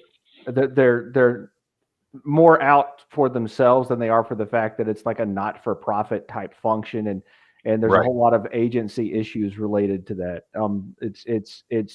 It's one of the problems with government in general, right? Because these are just really micro governments. When you have a government, what is that? A tragedy of the commons. Nobody owns it, and you just have stewards, and you have to trust in the morality of the stewards. And there's no such thing as a perfectly moral person. So saying HOA is moral or a government is moral or good is wrong, right? They're just I mean, I think that, again, I know some people who literally go in to bust up HOAs and get rid of them. And then a long time ago, before I owned a property, even thought about owning a property, I was working at this shop in North Carolina, and we had this really cool customer, and he became a friend of mine, and he had this Mazda race car, and he had a Porsche. He had a couple of different cool things, but he kept that Mazda at his house, and his house was built on the lake there in North Carolina. I cannot remember the name. It was Big Lake.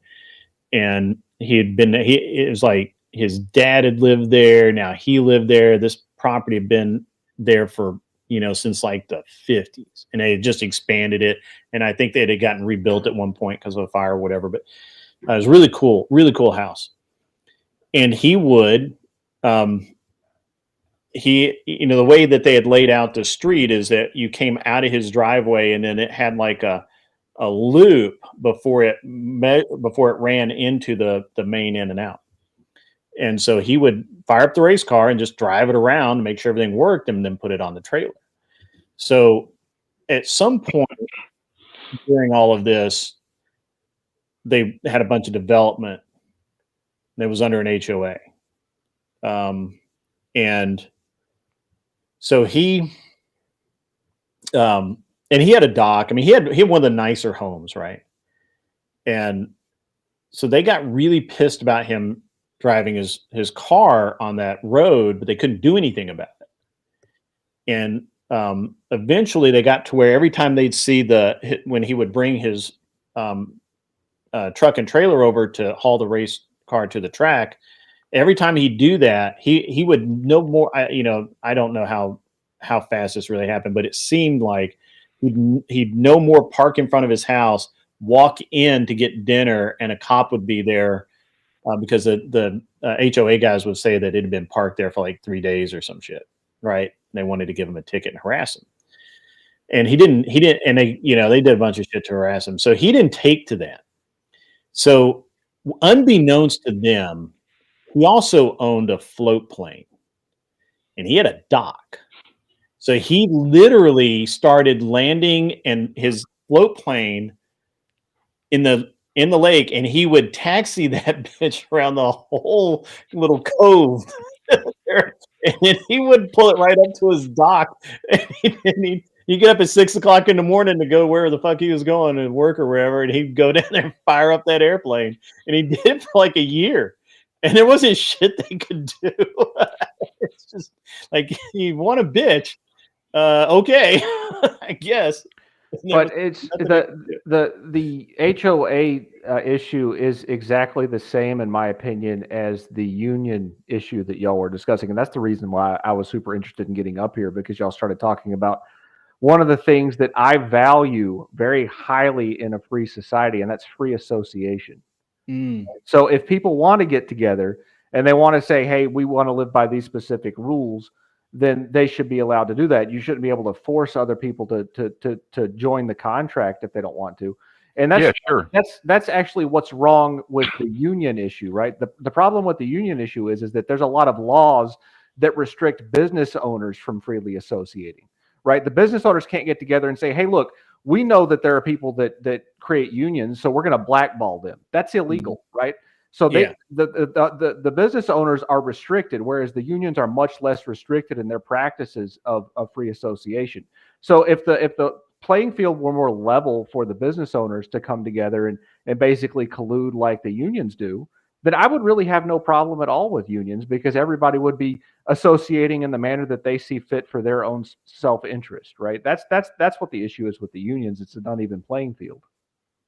Well, I think that's fair to say. I do think that just as like a business can say, hey, we don't want to have any union here, so we're not going to support that.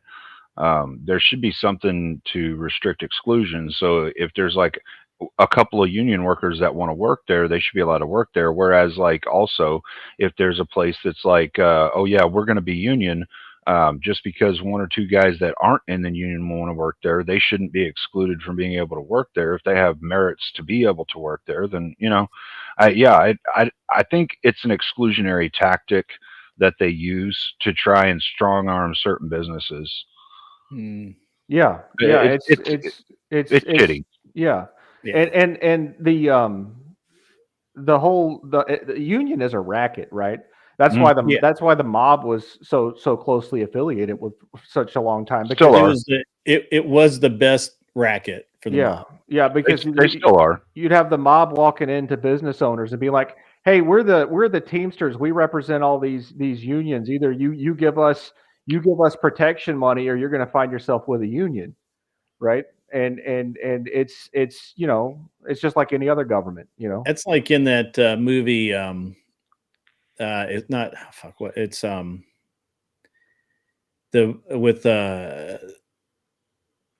Racer with Schwarzenegger, where he sends a mob down to the docks to harass the guys on the boat, or the guys who are loading a boat, and he's like, these obvious mob guys go down there and they're like, it looks like you're loading this ship but I don't see one union guy anywhere. Say it isn't so. Right? It's like, yeah, we're going to go get our axe handles and tune you guys up. So Cam the King said something in chat that really got me in my feels, Grid. I'm very much in my feels, because because he's talking about the South will rise again and how he's going to be wearing an imperial wizard robe. Who's So that? Cam the King. So so Cam, I want to address that directly because that is actually, you know, my family heritage is in the South, very close to the area where the God, clan I'm was glad started. he said South. I thought you were going to go with the wizard robe there, Anson. No. So my family heritage is Southern post-Reconstruction Republican. We were anti-Klan, very much so to the point where members of my family stood up directly to them when they were harassing the black people that worked on their farms, right? Because they would come around and mess with our people, and it would cause problems for us, right? So it's actually not funny, Cam. Because the history of it, like I consider myself a proud Southerner, but the history of it, we didn't all stand for all that nonsense because we weren't all Democrats. Yeah, You know, it's not that. And I'll be damned if someone says I'm not Southern. you know the thing that I think is shitty about that whole side of things and how they try to frame it is as if it's like all white people did this thing, and it's like, nah, man, there's like 1% of the white people that had enough money to actually do that. Why are you going to hold everybody else responsible for what 1% of the people did? Yeah. Why not just get rid of those 1%? Yeah, we were poor folk. We didn't own slaves. You know, I know my family history. You know, we weren't those kind of people. You know, and there were a whole lot more of us than there were of the slave owning type. They were the minority for sure. And there were thousands and thousands of black slave owners too. That's something that the history books don't teach. Yeah, it is weird that that's not taught. Yeah, yeah, it's an economic system, not a racial system. Yeah. Yep. Yeah, I agree. And also when the Asians started coming over a long time ago and like quote unquote taking jobs, they're like they had the same thing going on where the ones that were working out of sweatshops, you know, the ones that lived in sweatshops, they had a what do they call them, taskmasters or something like that. You know, the guy that was in charge of the house. And that guy would be the guy that would guarantee that those people would get a job. But that guy was getting a kickback. He was basically their slave owner, and he was doing the same damn thing, you know. And that was their people that were doing that to them. Yeah, them damn Asians coming over taking jobs at the Hyundai plant. We ought to send them back.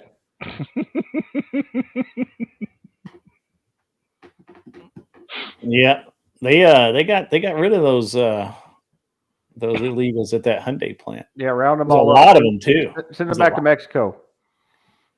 Yeah, I still think the funniest one was the Newsom rally raid. There was like 13 people that were left there after they got rid of 100 and something illegals. It was like he had a rally, and I want video of that. That's funny. Oh, it's all over. It is all over right now, Greg. You can find it real easy. It's hilarious. And I think the best of it was there was one of them that stopped the guy that was in charge of what was going on in the raid, and he was like, I didn't even have any idea that, you know, there was a senator here or any of that. I didn't know any of that. I just got a hot tip that there was some illegals here, and we're ICE, and this is what we're going to do. This is our job, and we're going to do it. We're going to keep doing it proudly, and I don't care where it is that we do it. We go where the illegals are. I thought that was fucking awesome. Yeah, no, I really despise Trump on a whole lot of different ways, economics and war, things like that. But it makes it hard to dislike the guy when he does stuff like that. You know, I mean, he's it's just so hard to dislike him. Yeah. I mean, Yeah, you know, I agree. he's a fan, right? He's a fan. Oh yeah. Yeah, he's a fan. He's a fan. Folks, He we're was here blowing to him talk away. about Grid Motorsports, tremendous streamer, absolutely tremendous. People are saying, and these are very smart people, the best people, they're saying Grid folded EB3 in a debate, not once, but twice. Totally destroyed that son of a bitch. The man was broken, completely broken. Grid is very He's still rich, completely folks. broken. Very, very rich. He's got vehicles. He's got planes. He's got bitches more than anybody. Maybe more than me, maybe not. But a lot. He But a said lot. folded. Folded EB3. I love the reference. He's a fan. He's a fan. It's awesome. Yeah, I love it. The best part is the EB3 part because and I don't know. I haven't seen any of this stuff, but they apparently he can't quit talking about me, so that's fine. But even Trump knows. Got folded. Yeah. Twice. Oh, Greg, did you hear that I'm a clout chaser? I found that out yesterday. It was really entertaining. Who said that? 10th Man. He says I'm a clout chaser. Oh. Do you have a channel now for your clout to go to? No. I mean, like, how the fuck are you going to gain clout then? I don't know. I'll switch my avatar up so that fewer people know who I am, and then I'll get clout that way by changing my name up more. I mean, it's not. You do change your name a lot. I mean, I got to be honest with you. It's borderline annoying. Yeah. I think it's hilarious sometimes. It's mostly funny, but it's borderline annoying. Yeah, believe in yourself. You're right, man. I'm a wife recycling master, not a clout chaser. Shit, I gave up on wife recycling. Fuck that shit. Yeah, I got to get more wives to recycle. Oh, there you go. There you go. Nah, I'm done with that.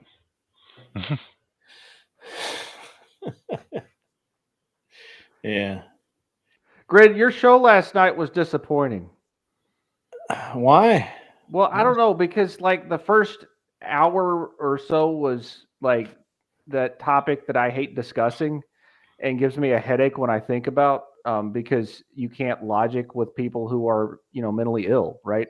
It's like, unless you're a trained professional and you've got them, sequestered away, and you basically spend a lot of time, doing electroshock therapy or whatever you can do to fix them, they're not really worth talking to. Yeah, it's true. I mean, it was interesting because at least the ability to engage without going completely psychotic was there. So that was good. Yeah, you really have to be careful how you talk to some of them, though, because it can very easily degenerate into yelling and screaming matches if you just say the wrong word in there. Yeah, for sure. Yeah. Well, I mean, I'm not ever going to misgender any of them. Like that guy last night we were talking to, there's no way I was going to call him a woman.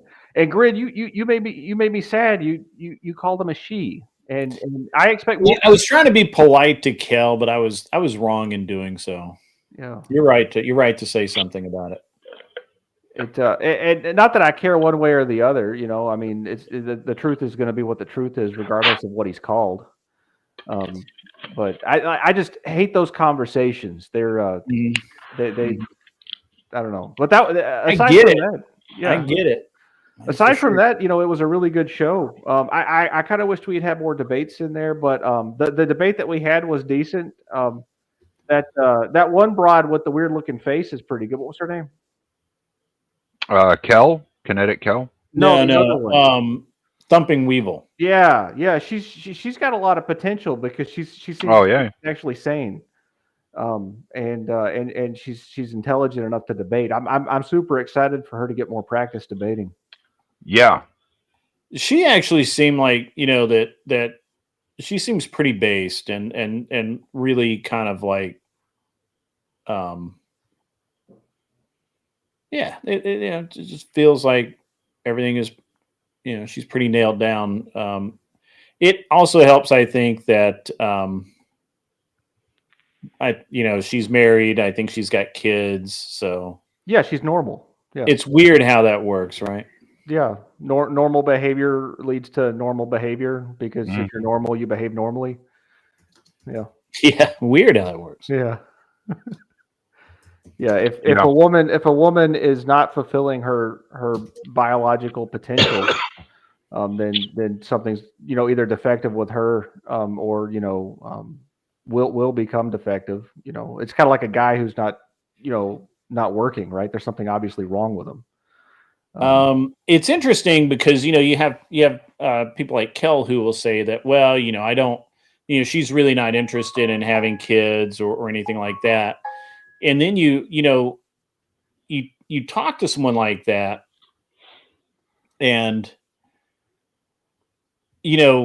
it's easy to say, I think, in your 20s, but then you get a little older, and it's like, Mm-hmm.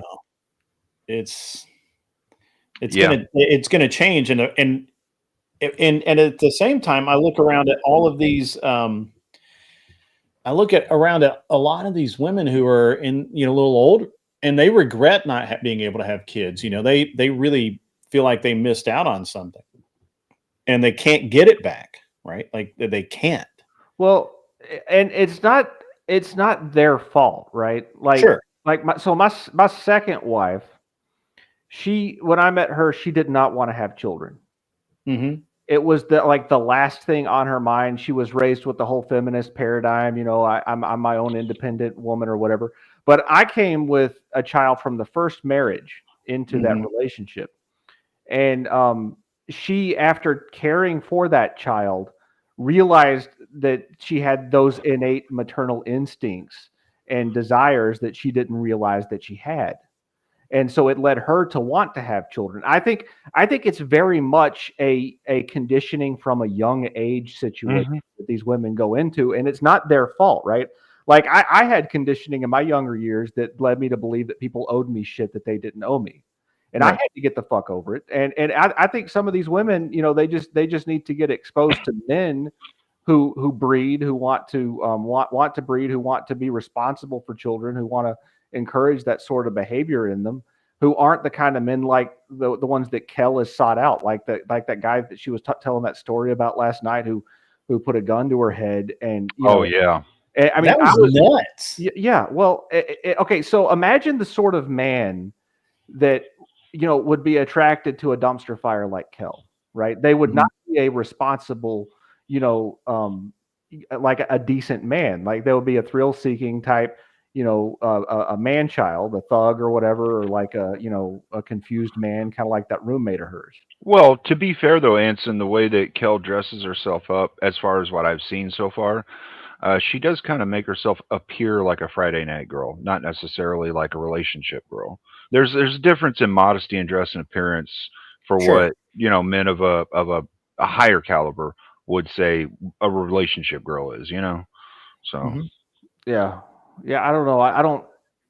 Yeah, I guess I should discriminate like that, but I don't. But you're right. Probably that's the case. I don't know. You seem like the more the kind of guy cleaner that would have gone for like the modest looking women. But that was never really my jam when I was younger. So I always liked it because I thought it showed that they knew how to show a certain level of classiness. Yeah.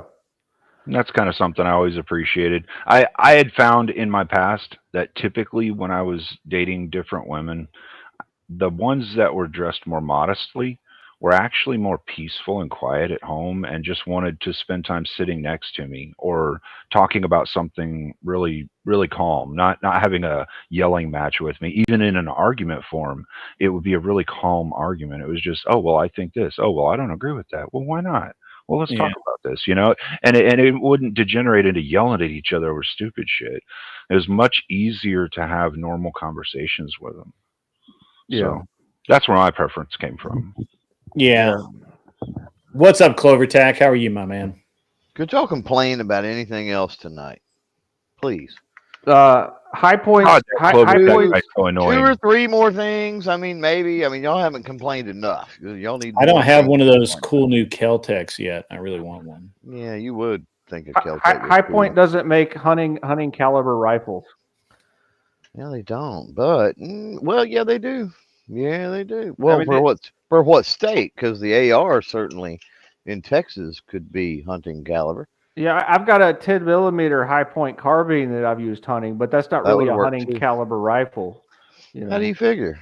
Well, I mean, you can hunt with it, but it's not the same. I'm talking about like a 300 Win Mag would be good with High Point. Why don't they do that, Clover? Could you talk to your people over there and get them to work on that? Where are you gonna shoot something with a freaking 300 Win Mag? I mean, something that you want to drop quickly. Don't you live in? Yeah, well, something that you go Wild hog. ruin it. Oh my God. Yeah. Wild hog. If you're just looking to blow something's face off, I get it. Cool. Yeah, let's go.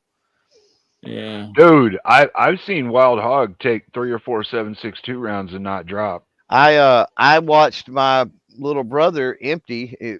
Funnily enough, it was a high point. Empty the magazine on a high point 45 into a pig, and it still chased him up a tree. Yeah. Dang. They can get pretty rowdy, man. And once they're big enough, those bullets just won't pierce enough. I have a bunch of really interesting guns for hunting, but my favorite deer rifle right now is my 18.5 inch 18-inch AR with 70 5-grain boat tail hollow point match, or the Spear makes a one. No, it's not a one. It's a man. I forget what size it is. Maybe it's like a 65 grain or something like that. But it's a TNT hollow point, which is meant for varmints and thin skinned game, and it just drops them like right now. Like, it's impressive, but it's still a 22. Yeah, that's what I was say. A lot of states, though, you got to go straight wall, and then other ones, you can't run anything 22 caliber. Yeah, Tennessee used to be. Yeah, Tennessee used to be that you could not use 22 caliber for hunting deer, but we changed that a while back. So, only thing off limits here is rimfire. They get pretty mad at us for using 416 or 50 cal against like birds. I don't know why though. Do that. So actually, it's interesting, Clovertack. I had it's interesting because a 50 cal on a crow is pretty hilarious, though. I got it. That would be pretty funny. The puff of feathers is just puff of feathers. Everything that you could ever want from watching cartoons as a kid. So I once upon a time when I was a younger man and I had far less sense, I loaded up some 147 grain 9mm supersonic. Holy crap! Right. So I had these 147 grain. How did you hold on to it? You're shooting something big, I'm guessing. I shot it out of my Taurus Beretta clone. Oh, okay. Yeah. 92. Yeah. Okay. Yeah. That'll work. Yeah. And I shot a milk jug with it. Now, normally when I would shoot the milk jug with a subsonic 147 grains, it would be impressive, but medium impressive.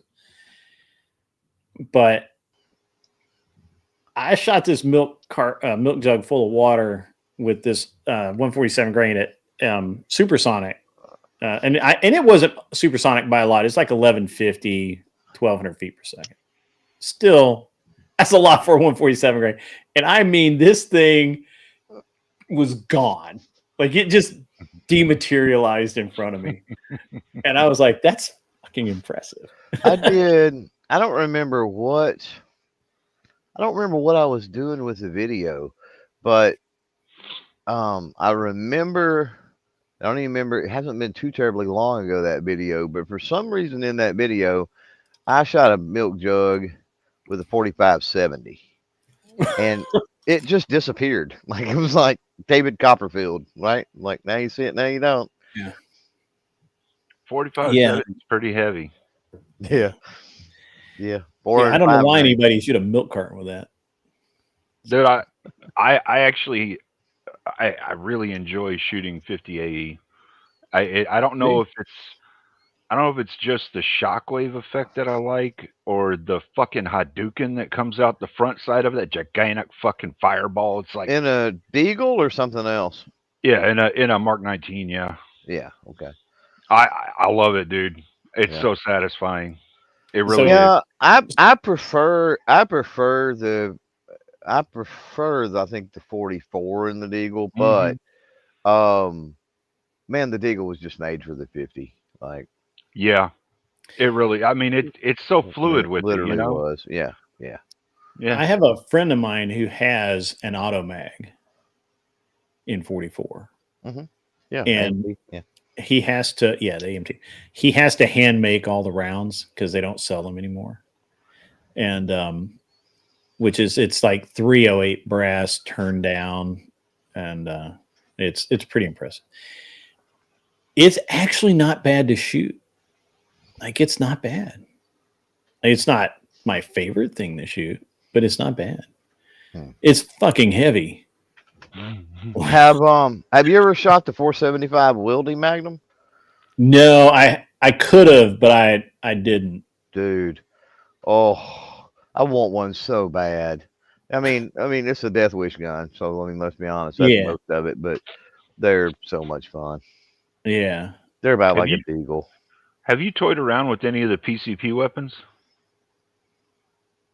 The recharge pneumatic compressed air.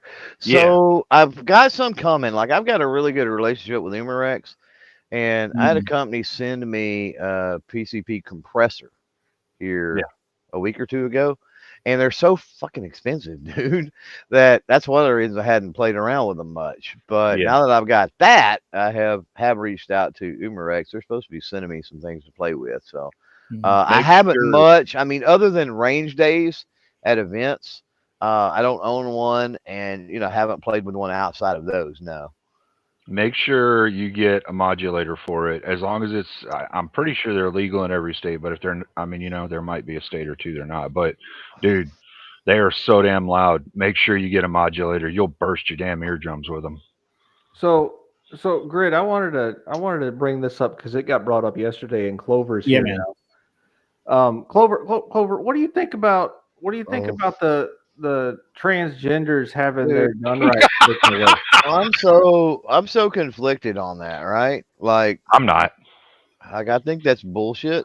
And I think that leads to, I think that's slippery slopes. And but at the same time, like, facts are facts and science is science, right?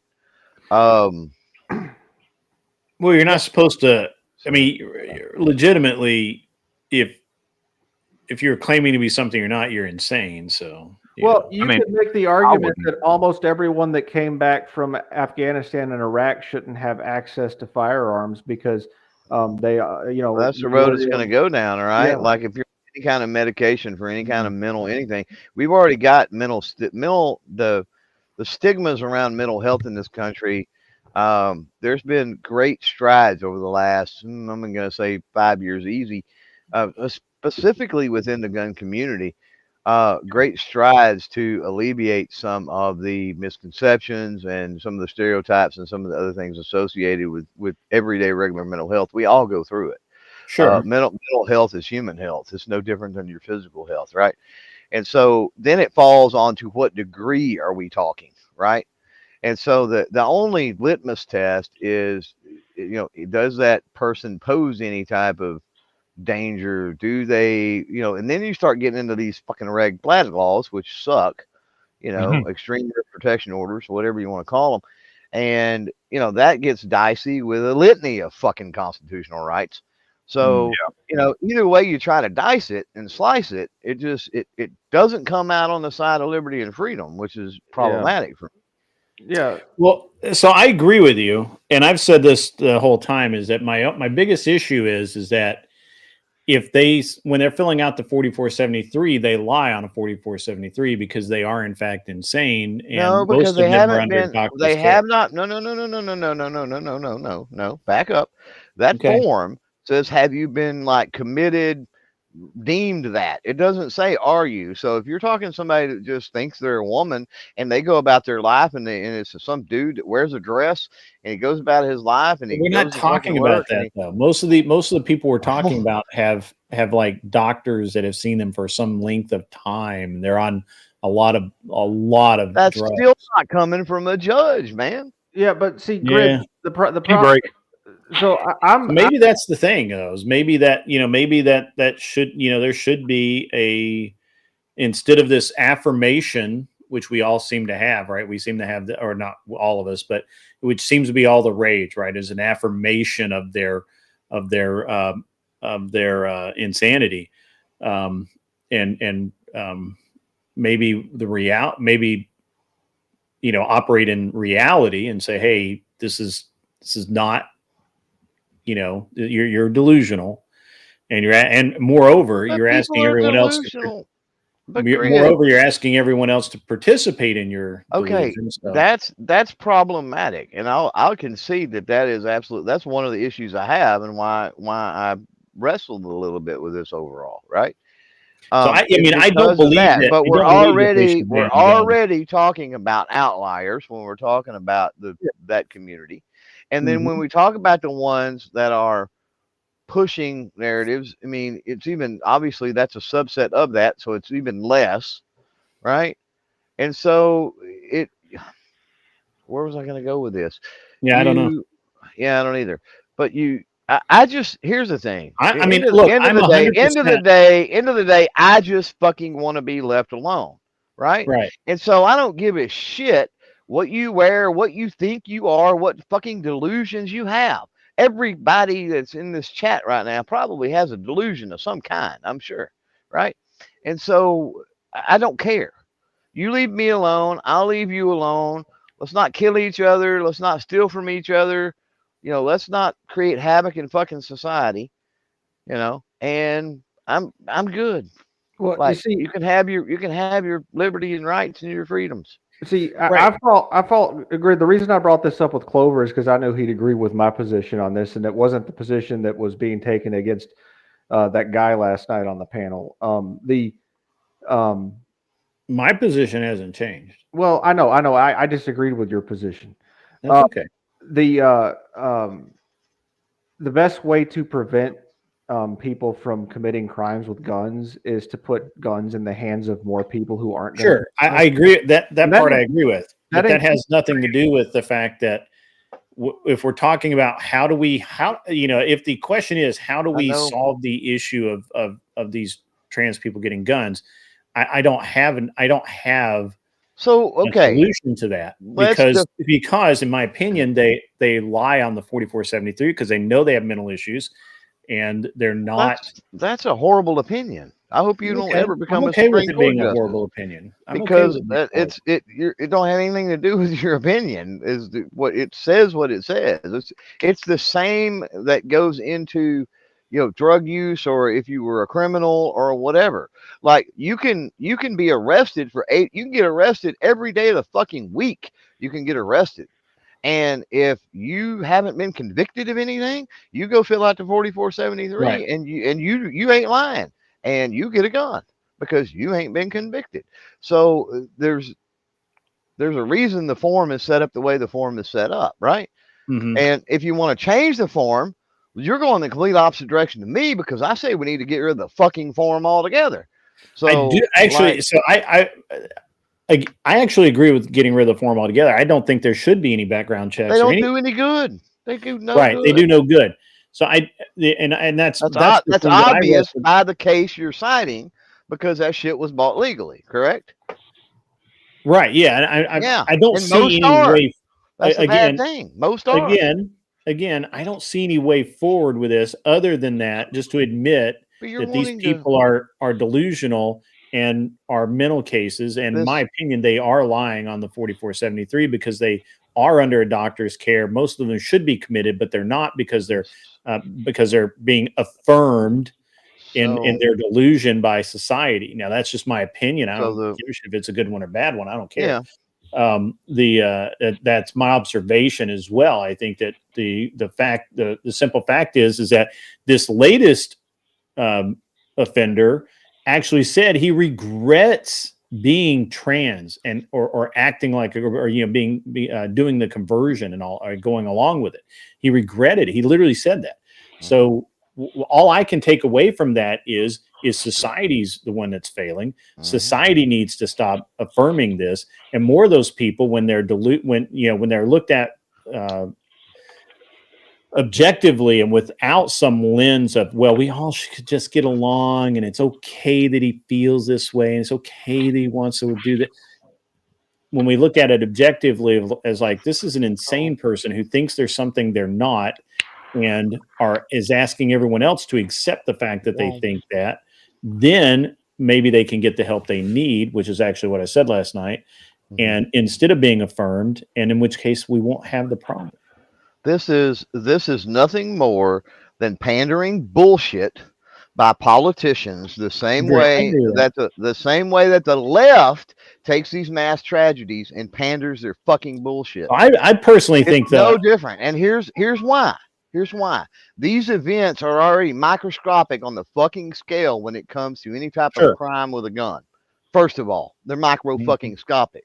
And the trans part of it is, again, a subset of all of that. There's far more straight or far more Democrats or far more whatever box you want to put them in doing problems. So, I mean, should we next say, Democrats can't buy a gun, or somebody that let's go to mental health? So let's go to mental health. Yeah, right. Let's go to mental health. Let's go to the mental health route.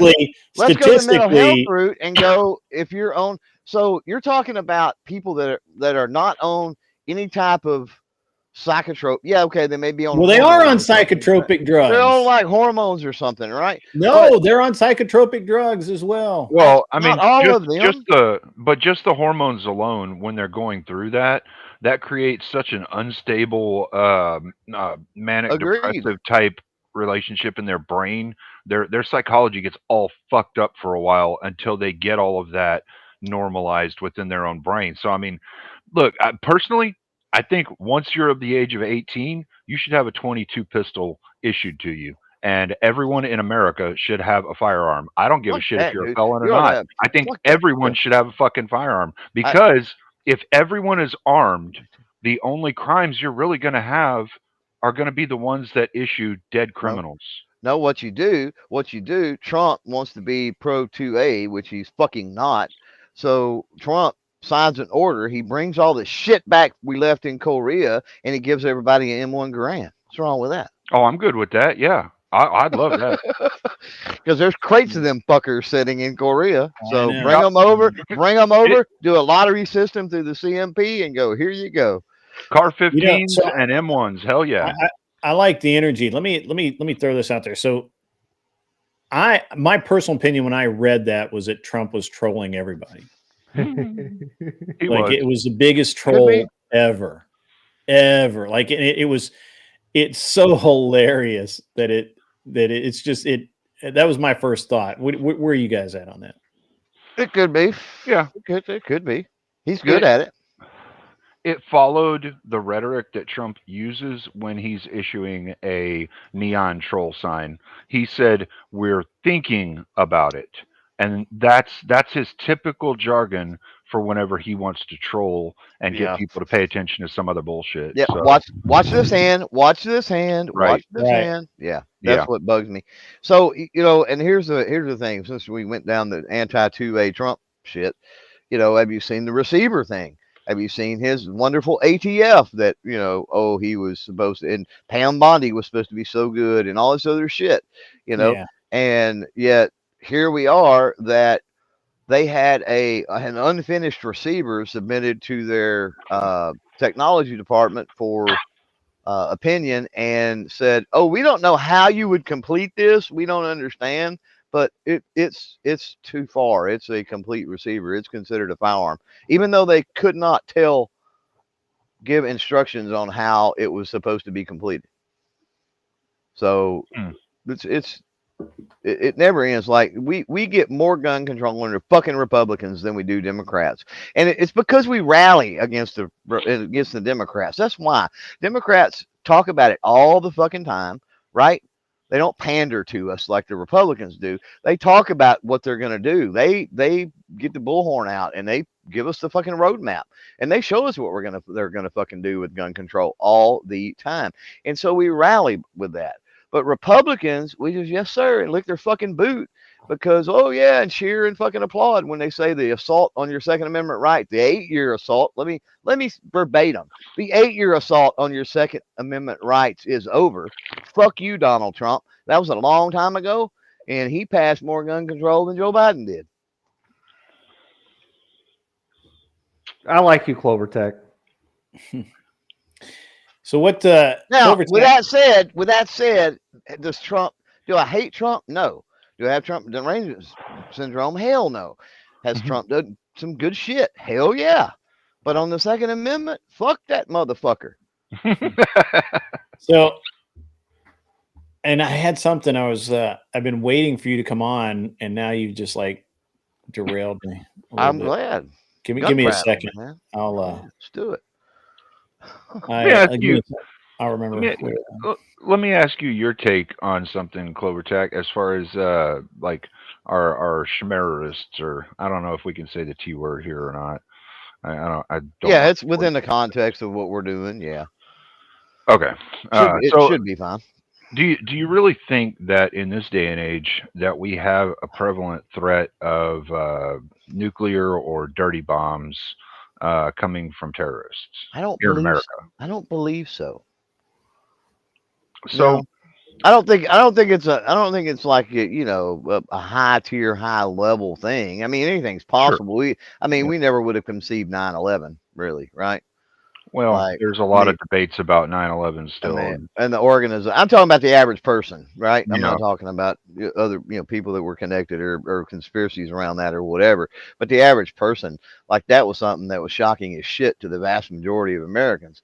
Like, and then later on with the organization of everything that was done, the planning, and like how it was like, holy shit! Yeah. Like, how did this not get caught? That's where the conspiracies come from, right?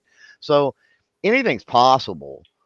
But I just don't. I think that would be on too large of a scale.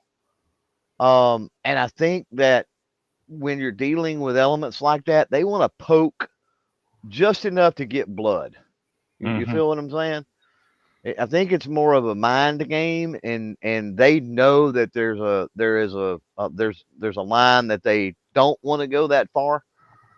They just want to, I'm not touching you. I'm not touching you. You know what I mean? Like that type of mentality to So, it. Clovertech, I gotta, since y'all brought up the 9/11 airlines and the bad customer service that day, I was gonna say, do you think that airport safety would be improved if a airline safe firearm were constructed that would cause harm to humans but not go through the actual you mean air marshal projectiles, which already exist, something that the average person could just carry on an airplane and provide themselves with self-defense. Do you think if that was prevalent, 9/11 airlines wouldn't have had such bad customer service? I think if so the what was it, Flight 93 that crashed? I think if Americans bucked the fuck up, it wouldn't have happened. Yeah. Because we've seen that with Flight 93 or whatever. Maybe I'm getting that number wrong, but everybody knows what I'm talking about. Yeah. There was plenty enough people on that plane to take out some hajibis with fucking box cutters. Come on. Yeah. Come on. I do think that, like, you'll still probably have like one that might get through because people aren't aware of something happening. But yeah, I think by and large, yeah, if we had air marshal rounds that people were allowed to buy themselves, and you could have that firearm on you on a plane, then yeah, that would definitely lessen the chances of terrorists being able to take it over. It just seems like a lot cheaper. Here's an unconventional thing. You can do a lot of damage with a fucking number 2 pencil. Go watch John Wick, right? Like, seriously, I'm not even joking with that. So there are things that they break. And with the amount of people, I mean, when you're talking about 3 or 4 trying to hijack something, and then you've got 100, 200 people on that plane, like, yeah. Come on, there needs to be a rally, like, let's go. Pencil's just not going to work right, because most of the time after it makes it in like a ½ inch, maybe just a little further, it breaks, and so you get a second hit, which might damage you. Well, an old school Bic or Papermate would work better. Yeah, they're flimsy. They don't actually go as deep as people think they do. It's just gun-free zones. You guys remember do you guys remember the Fed rounds that were the AR rounds that were they're just like a base, and the rest of it's all hollow, and when it hits, it cups, and it's supposedly won't go through most human bodies, but they're basically rendered ineffectual by any kind of body armor whatsoever. because they transfer all that energy. I mean, you'll break the guy's ribs, and you're going to probably knock them out, but they're not going to die. And they were actually I think they were developed for the FBI's HRT teams. I think there should be some type of thing that I'm totally okay with carrying on planes. I'm trying to think if I'm okay that being more of a privileged situation. I'm trying to think if I'm okay with some type of licensing scheme involved around that. Like, you've got a license to carry, therefore you can carry on this plane, but we're going to check your ammo to make sure that you've got glazers, that you've got air marshal rounds. Because obviously we don't want you putting a hole in the fuselage at fucking 30,000 feet. You try to take out somebody, you get what I'm saying? Yeah. And I don't know, in that situation that I'm not totally, what I'm saying is I'm not totally against that concept of carrying on airplanes. It just seems like a much cheaper Definitely not. alternative than the existence of the TSA. Yeah, that just slows people down, and especially with the amount of people and everything else. I mean, you've already got your airlines. I hear so many. I mean, got tons and tons of friends that travel constantly, and it's always, I'm delayed. Oh man, I ain't got enough time to get to this gate, or whatever on my connecting flight. Even if I would accept it. I could accept that occasionally some people are going to miss their flights because of TSA if the security worked. But how many thousands of people have walked right through security with firearms? I'm holding a pipe tool right now. It's called a check tool. If anybody smokes a pipe, you know what I'm talking about. It's basically got a little spade that's almost like a blade. It certainly could be filed and have a little sharper edge, and it's got basically an ice pick as one of them. And I can go carry on with this, put it in my little bag with my pipe and my tobacco, and they'll look at it. I can guarantee you they're going to pull it out and look at it, and they'll let it right through. Yeah, I knew this. And I hope there's no, somebody watching that decides to use that information inappropriately. It's not going to change. That won't change. Don't worry about that. There's too many people that are movers and shakers and big spenders that do the same thing, that they're not going to put that restriction on. Yeah. Oh, but you can't have so much lotion or whatever. Right. Yeah, that's crazy. The lotion thing is crazy because most of them have such a minimalistic amount of air. It's not going to make a damn bit of difference. Yeah. The ones that are previously opened and like half full, I understand that because they have a lot of air in them. It could expand and pop it, but like the ones that are brand new that you bought just for traveling somewhere, yeah, that makes no sense to me at all. The interesting thing is that it's the whole idea behind the fluids thing is the binary explosives.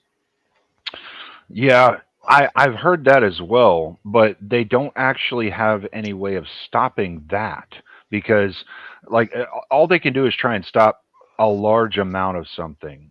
Yeah. But I mean, if you've got two tubes that are small amounts of something that could actually just explode a plane like that, like, you know what I'm saying? That doesn't really, it's not really effective. Yeah. Hey, what's up, BSR? Good to see you, man. It's interesting. I mean, all of this stuff's interesting, man. I had something I wanted to talk to you about, Clover, man, and now I'm having. You still haven't thought of it? No, I've had so many gun topics going on. Write shit down, Grid. Write shit down. No shit, man. I got that SIG fuse. I've been carrying that a lot lately. That's pretty cool. I like it. I picked up I checked one off of my list last weekend. So last weekend, SAR invited me to their range event up in McKinney, Texas. So I spent a weekend with them up there. Really nice range if you're ever in McKinney, Texas, by the way. It's called the Range in McKinney or Range at McKinney, one of the two, which unique fucking name, right? But top tier fucking facility, man. That thing's great. Awesome. So while we were there, they didn't have a lot of used guns, but I'm telling you what, the selection of used guns they did have was off the fucking charts, awesome, and the prices were great. And so I kind of brought home prices are coming down on guns. I can't believe how cheap guns are right now. I brought home a had to because it's been on my list for a very long time. Brought home a Beretta 76. So okay, yeah. I can't believe how cheap guns are right now. Like it's pretty crazy. It depends on what you want, but yeah. Oh man, some of them we've already talked about the SIG 320 thing. You know, we've talked about that. Yeah, I'm tired of talking about a 320 because I'm not a big SIG fan anyway. Yeah. The Glock, was it the Glock thing? Was it the Glock and gun control thing? No, because that just topic. Seems. I mean, look, you know, Glock doesn't like civilians having guns anyway. So no, here's what's going on there. I'll tell you what's going on. So Gaston, you don't believe me? Go read. This goes to everybody out there. Go read a book called Glock: Rise of America's Gun. Yeah, wonderful fucking read. You're welcome. And in that. And then you can go follow up with sources and other things, of course. But sure. You learn Gaston through the 80s and early 90s and the pushback and the psyops almost that Glock, under his direction, of course, played in circumventing a lot of the gun control and a lot of things going. They weren't on board with the AWB, like Smith & Wesson, for example, and other things. So Glock has historically, Gaston in particular, has done a lot over the years. Well, he's no longer with us, right? Right. Finally passed away. Mean, Glock is a company, though. He wasn't but 184 years old. But anyway, Miss I agree with you about. I agree with you about Gaston. Miss Catherine fucking Glock. And that may not be her middle name, but you get where I'm going. She wants to be a goddamn Kardashian. She it's her public appearances and social medias, and like she's all like into like animal rights, and like she don't give a fuck about the gun shit. So it's Glock is a company. I think it's in trouble because let me ask you that. Hold on. So the Glock switch thing, I don't think that's a big deal at all, because obviously they're just saying what any company would say if their lawyer would tell them. That has nothing to do with anything. So, you know, right now, Glock is selling the Mexican army, like, I don't know, 100,000 rifles that are basically Glock ARs.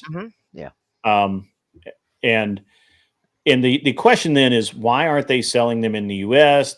You have no idea how many dweebies would literally file up around the fucking block to buy a Glock AR to match their Glock. I can tell you that too. It's because they're so there's a gun writer that I'm a friend of. His name is James Tarr, and he's actually been to Europe. He's been to the Glock facility there. He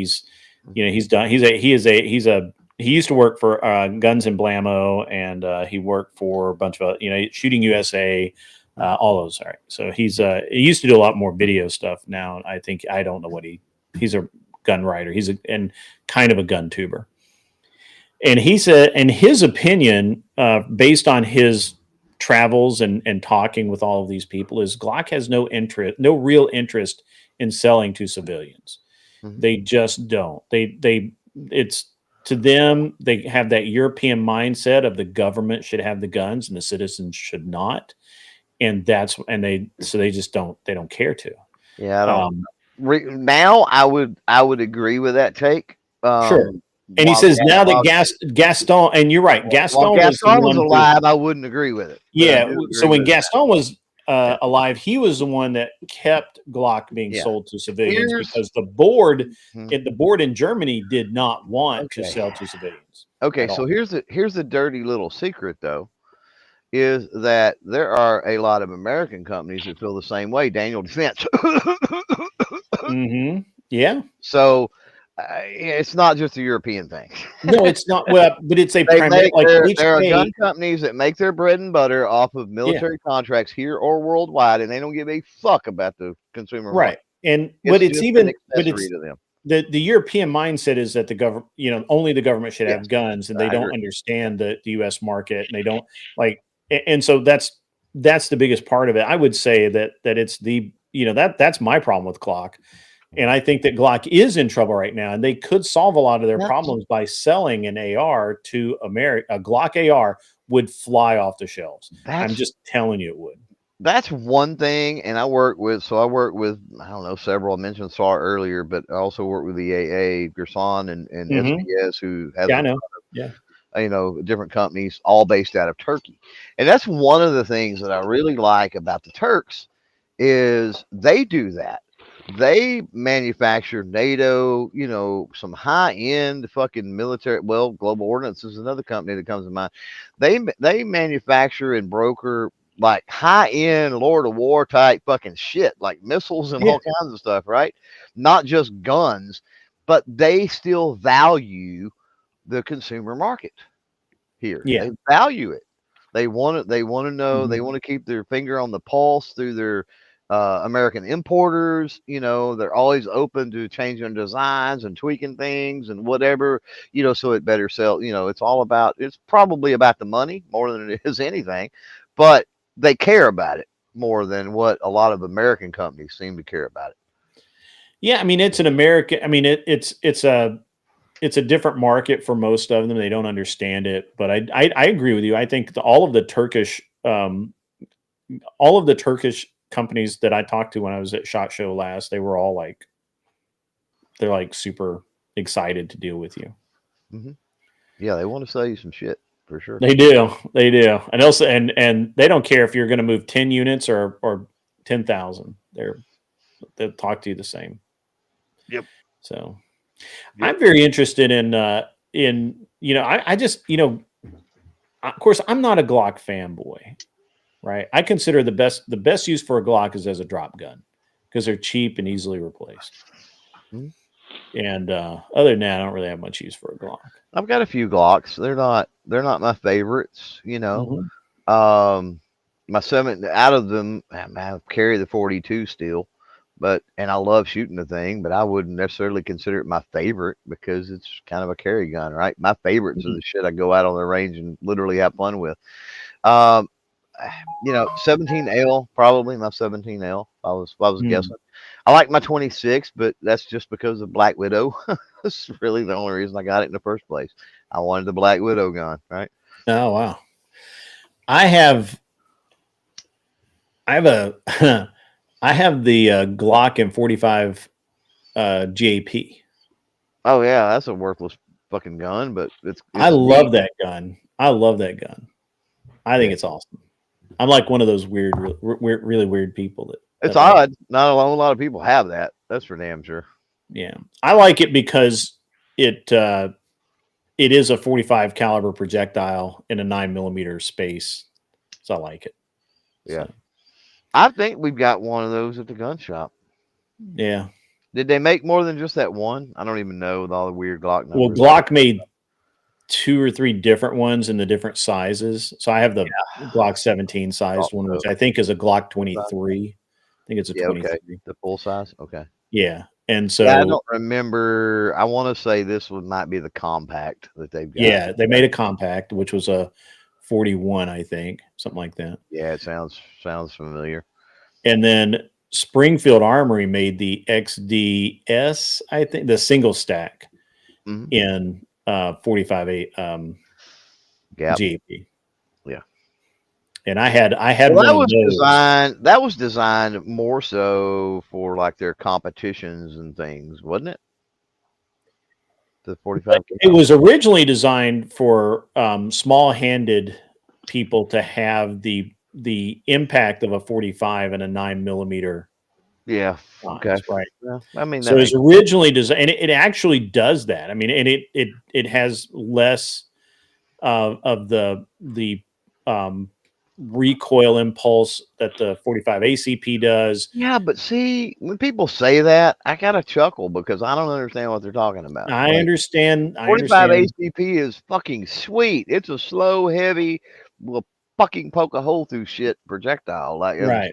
45 Right. ACP is awesome, and it's older than shit. But again, it's if it's not, the problem with 45 ACP is you take it and you put it into a Glock that doesn't weigh, what a 1911 weighs, and all of a sudden it goes from like this really okay round to being a pain in the dick, and nobody likes it. And then so well, and to be fair, I mean, there's probably some projectile related feeding issues too. You get that with 45 ACP. Yeah. I mean, 45 ball, I mean, you can pretty much run anything all day long, every day.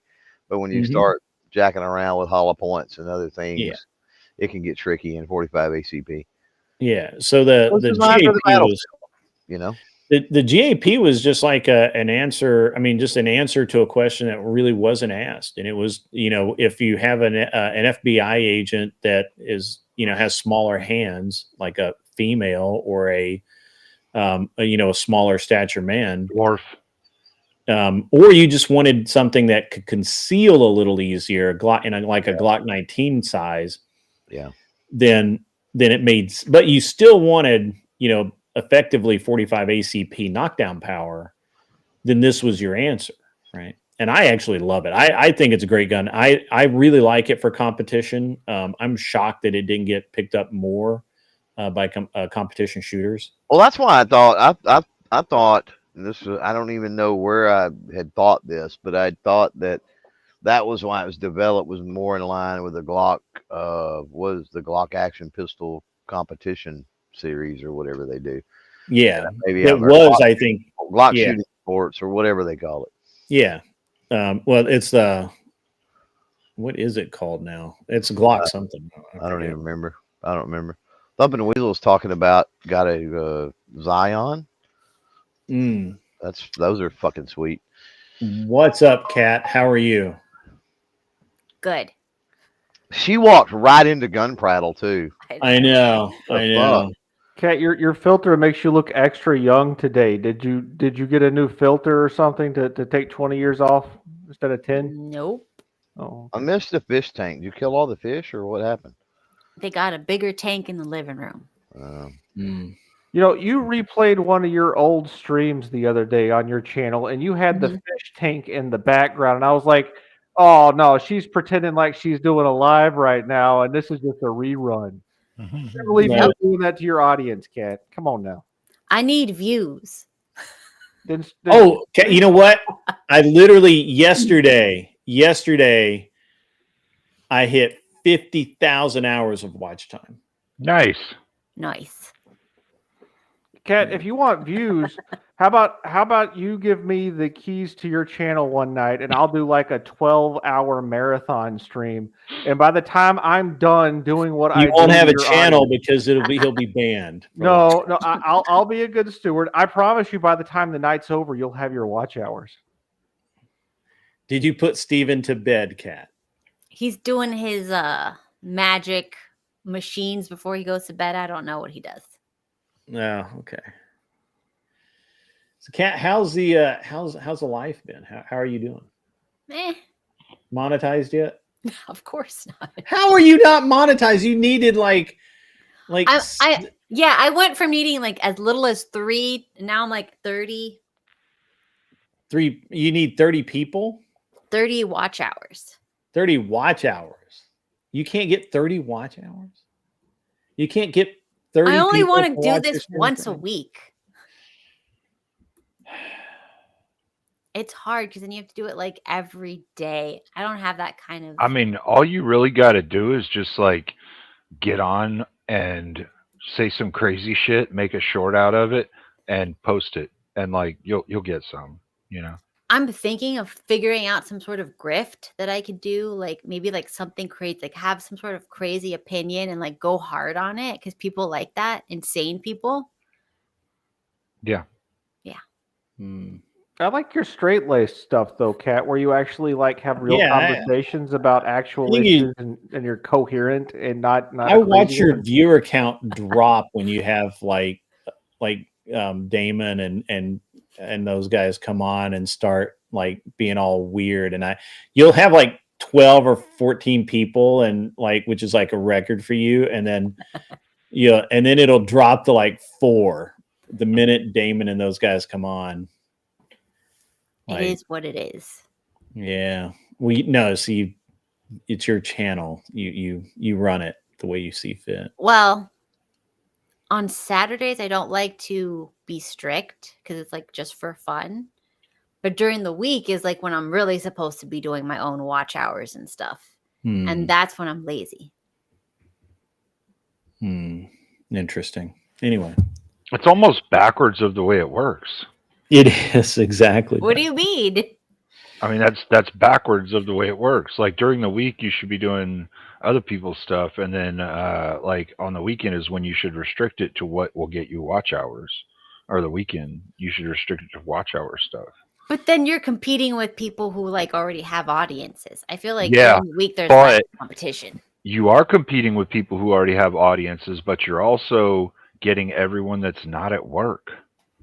Yeah, but Kat, also you can always like something I think that you should do that you don't do is you when you go like when you're on my channel, like if you were here right now, you should be streaming to your channel, and when you're doing panel hopping or stuff, because people will watch. You'll get your 30 watch hours, I think, pretty quickly. Yeah, and the whole idea of competition is silly. I mean, Netflix, Hulu, Disney Plus, right? Go back, ABC, NBC, CBS, go back. Like, there's award-winning, long-running TV series that were on every single channel at the same time, right? You know what I mean? You know what I mean? In competition, and they still are epic.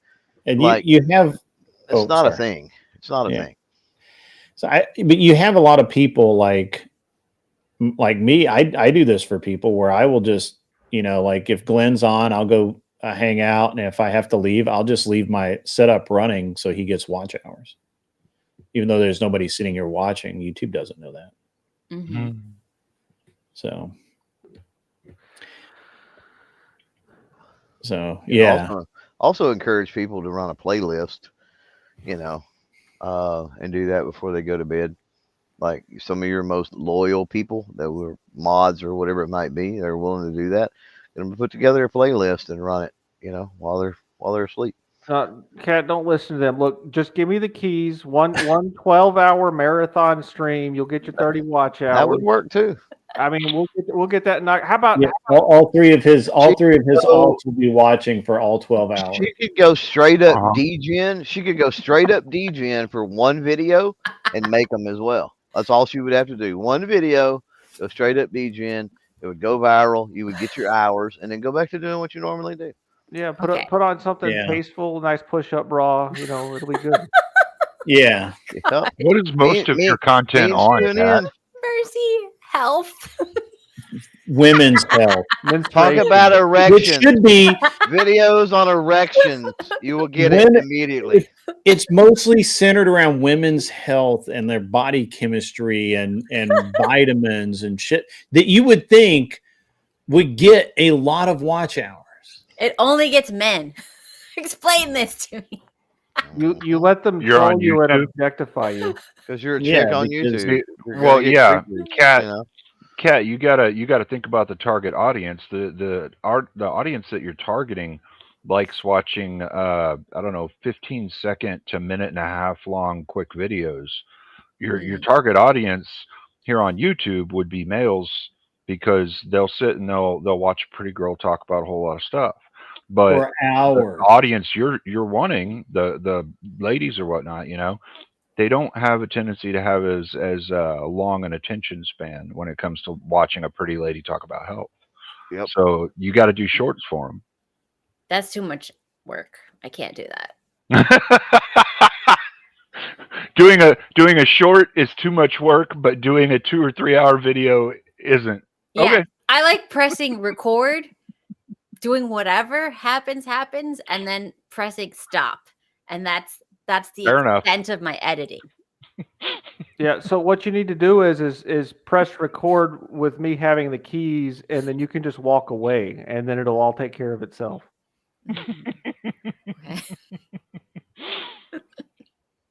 You will get banned from YouTube. So This close. I mean, I don't know, Kat. I've just like given up. This is just whatever. I don't know. I'll put some thought into it. But I just did realize, because I had a notification when I went to my channel a minute ago, and I'm like, oh man, what did I do now? And it's that I have 50,000 watch hours. That's pretty good. So it was good news. Now I need to get like 100, the next target.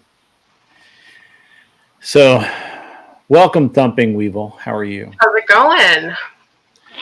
It's good. It's good. I was actually, I'm literally was like 13 minutes away from going to bed, but that's okay.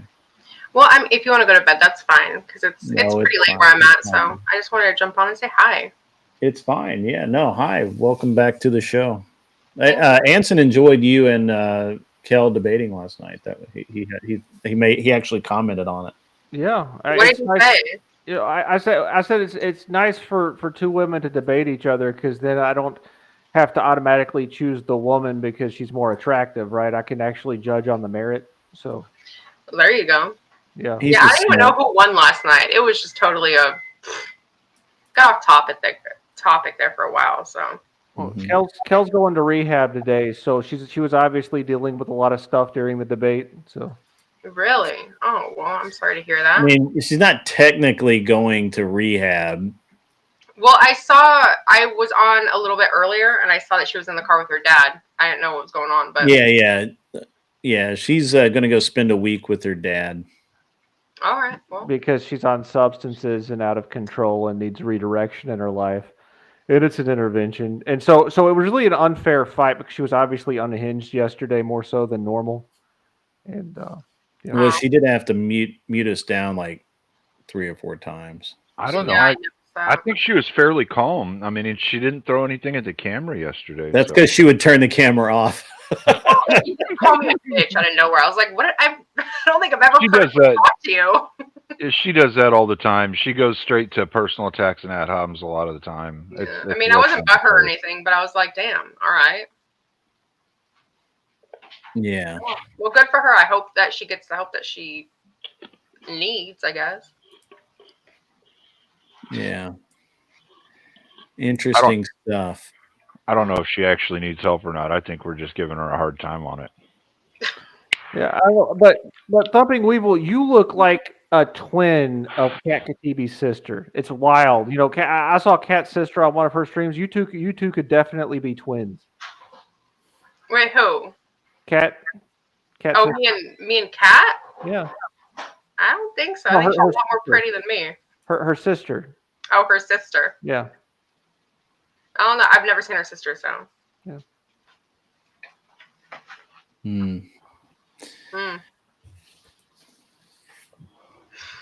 I know you guys were talking about guns and stuff. Grid, I wanted to ask you, why don't you like Glock? Like, you don't care. Why do I not like Glocks? Yeah, I just wanted to know, like, why you I don't particularly care for the grip angle. They're very hard to shoot well, which is interesting. I always thought it was just my opinion that was the way it was. But I was listening to Ben Stager, who's a world champion, and he's a super badass shooter. He literally shot over 100,000 rounds last year, which is cool. And he was talking about, he doesn't particularly care for Glocks, but they're like, because he does classes like almost every day, and that is like one of the most common guns that he sees in his classes. So he has to engage with it. And so his comment, his evaluation of it is that it will, a Glock will hit, what it's aimed at. Like they're accurate, and they're more accurate than some other guns. But he doesn't like it for the same reason I don't like it. I don't like the grip angle. I don't like the blockiness of it. I just don't like it. I think especially without a trigger undercut. I don't know what's in their fucking mind and why. That's when you look at the Gucci Glocks, I'm gonna say, copies, whatever you want to call them. Yeah, like they all have the trigger guards are undercut. It's like, why the hell hasn't Glock implemented that? That's obviously something people want. Yeah, like, come on. Well, they're talking about a Gen 6 Glock right now. It's interesting also that Stager, reviewed the Shadow Systems. Yeah, Shadow Systems Glock. That's like a $3,000 Glock if you option it out. I think they start at $1,000. Yeah, they start around $1,000. Yeah. And if you option it out, I guess the way his was is like $3,000 for fucking Glock. Yeah. And he said it sucked. He said it had all kinds of feed issues. The mag catch sucked, and the mags would fall out of it. And that's so. I've got a buddy that works for Shadow Systems. Yeah. And this is another case of they fucking get a lot of military contracts and shit, and they don't care about the fucking consumer market. That's exactly what that was exactly, because it's like all these people say, well, mine's been perfect. And like, those were made when Shadow Systems was like tiny little company. So, and now they're big and like they don't give a shit. so I don't get too sideways about it, but when somebody, because I say it a lot, but when somebody says mine's been perfect, I'm just comparing them to myself and thinking, but how many other things have you actually fucking shot? You know what I mean? Like, because the average person probably hasn't shot very many things to be able to compare. Let's be honest. Yeah. I mean, I just think it's interesting. There's a lot better clones. Like the argument of like people that love Glocks, or people that there's people out there that love high points, and there's people that are high points that are just. Well, you're looking at Clover Tack. Clover Tack is high points. Like, but high point. The one thing that I've always heard about high points is you can chain that bitch to the back of a car and run it miles down the fucking road and gravel road and still pick it up and shoot perfectly with it. And if it doesn't, they'll take it back and send you a brand new one. Yeah, literally. High point is like a lover. You either love it or you hate it. That's it. But they are what they are. They are what they are, right? They're bulky. The triggers are horrible. Like they got a lot of drawbacks. Yeah. You'll definitely have stormtrooper accuracy with it. Yeah, but I don't know, man. At any rate, pretty good. But I've got a 380 that's 20-ish years old. That is over 10,000 rounds. I don't even know the count on it, but I can tell you it's at least that. And like I haven't ever torn it down to clean it. I've just run a bore snake through it and sprayed it. And I can go out and get it right now, and it won't miss a lick. And I've got the new 380, and as far as accuracy, it's just as accurate and stuff. I mean, you're talking 25 yards. You're talking the size of your fist. It's nothing grandiose, but the thing with the Glock, it's kind of the same as the AK thing, right? With a Glock, it's the reliability or whatever. Because here's the thing with Glock. Glock is one of the few, and even though a lot of gun companies say that you can do this, is not actually true. But Glock, you can pick the model, doesn't matter what it is, buy 20 of them, buy 100 of them, however many you want to do, take them all apart, throw all those parts in a big ass Tupperware tub and shake the shit out of it, and then turn around and pick those parts out and put those Glocks back together. You don't know what parts came out of which one, et cetera, and they will all run perfectly. And like that, I don't know if that's true anymore, because they've had a lot of issues with when they have. Matter of fact, the new Trigger Tech. Well, I couldn't tell you with Gen 5, but I can tell you with previously. Was it SIG that they had the guns that were just firing off? They were just, if you drop the gun, it would fire off. Yeah, allegedly, right? Allegedly. So, but anyway. Well, I heard that the- there was many people that had to return them, or that the manufacturer had. Nobody's had to return them. Well, Nobody's had to. Voluntary upgrade. what was it? They voluntarily upgraded them because when they were originally released, I guess the trigger or something was too heavy. That was the drop test that it failed. And they had they would fail the drop test, so they just simply changed the trigger out, and I guess that was fine. The new thing has to do with the whole. Seems to be a very specific number of guns, and it seems to be very holster related. Also, probably tolerance stacking as well. But at any rate, yeah. I mean, I've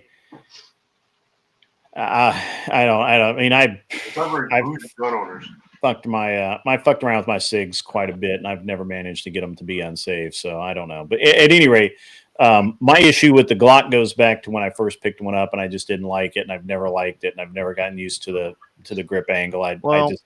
I can hit stuff with them. I've got them in competition. I've done everything. I just don't like them. Now, on the other side of that, there are other plastic guns I do like. I just, they're tactical Tupperware. I just don't care much for them. And there's what was the other thing? Crap. The SIG thing kind of got me pulled me off base.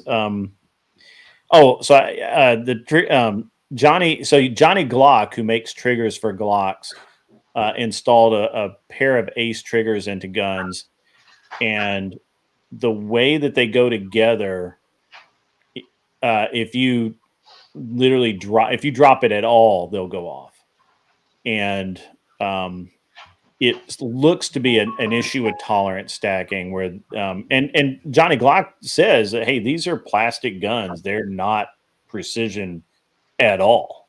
Like they're really, the fact that they get, they're the antithesis of precision right out of the gate, because your precision. Yeah. And when you put this really precision part in it, and Glock's the frame flexes. That's the whole idea of it. Yeah. Well, I think the thing that I've never really liked about Glocks is the boxiness of the grip. Whenever you go to grip it, it doesn't have a natural feel to it. And even in some of them, whenever I've shot, it feels like it's pushing back in on the tendons. It just I don't know. It doesn't appeal to me at all. Yeah. Well, that's what I said. An undercut allows you to get a little higher on the grip. Yeah. And so, but that's not a factory thing. And I don't get it. I don't know why they do that. I think they should redo their line a little bit and smooth it out just a little bit, get that undercut straightened out. Well, there's so many. They have so many options out there of clones and stuff now, right? One of the best, and it may even come in cheaper than the actual Glock, but one of the best at this point I've seen is the Daria, the DY9 from Daria. That's the best feeling Glockish clone. I mean, it's amazing. And a year ago, when I told you that, I told you it was my Anderson Kiger 9C Pro, and I still like my Kiger, but that Daria is bad to the bone. I like that new Ruger I have, the RMX, D-Max, whatever it is. Mm-hmm. Yeah, I like it. It's the only problem is the grip is too slick. Mm-hmm. I don't care for it, but I'm not a Ruger semi-auto guy. I'm the same way with Smith and Wesson. Like the older stuff, like some of the older stuff, I'm okay with, but now I'm solid on their revolvers, like for sure. So the reason that I like that Ruger is because it fits in all my Glock holsters. Yeah. Like that was the only reason I like it. Like if I'd had to change it to anything, I probably would have sold it by now. Right. So, my new favorite carry, I mean, it's an old favorite carry gun, but one I put back into rotation is my CZ P10C. Oh yeah. The grip on that thing, I forgot how bad the Glock grip is until I CZ picked grip. up the CZ. Yeah, It's CZ just grips like, are amazing. Yeah, just they always like have been. just the pointability, everything about Good. it is awesome. What are your guys' opinions on like the Taurus? Which one? Like I had one about 7 years ago, a G2C. I really like that personally. I found them to be very unreliable. Yeah, that's what I was fixing to say. Reliability issues. Now, from the G3 and on up, Taurus has done a lot better. But the G2, I don't know if anybody out there remembers the Taurus 724 or 24/7. Maybe I have that backwards. But anyway, the Taurus Millennium. It says that on the sign. It has like 4 names to it. But anyway, Taurus Millennium may be where most people recognize it. But the G2C, it was horrible. The Millennium was like reliability. It just had none. And Taurus redesigned, tweaked on that. And that's where the G2 series came from. And then they started moving away from that in G3 and then have moved completely away with the G4. So I personally noticed because I was looking for another carry, and the G3 seemed a little bit more slick, a little smaller. Like it wasn't the bulkiness of the G2C. Yep. But for that money, there's a lot of options in that price range too. Well, I have a carry right now. I love the carry that I have now, but I just kind of stuck with Taurus because it was like my first carry, so it was like I was curious. What do you carry now? The 17 gen, 3rd gen. Oh snap! Okay. Have any of y'all shot that the cylinder 45 long Colt rifle they've got, the Taurus? No, but that sounds cool. Yeah. The revolving is it a revolving rifle? 45 long Colt. Oh, you're talking about the circuit judge. Yeah. Yeah. My mom hunts with one of those. You like it at all? Is it very accurate? I hate it. And no, with 45 Colt it sucks ass. But with 410 it does pretty good.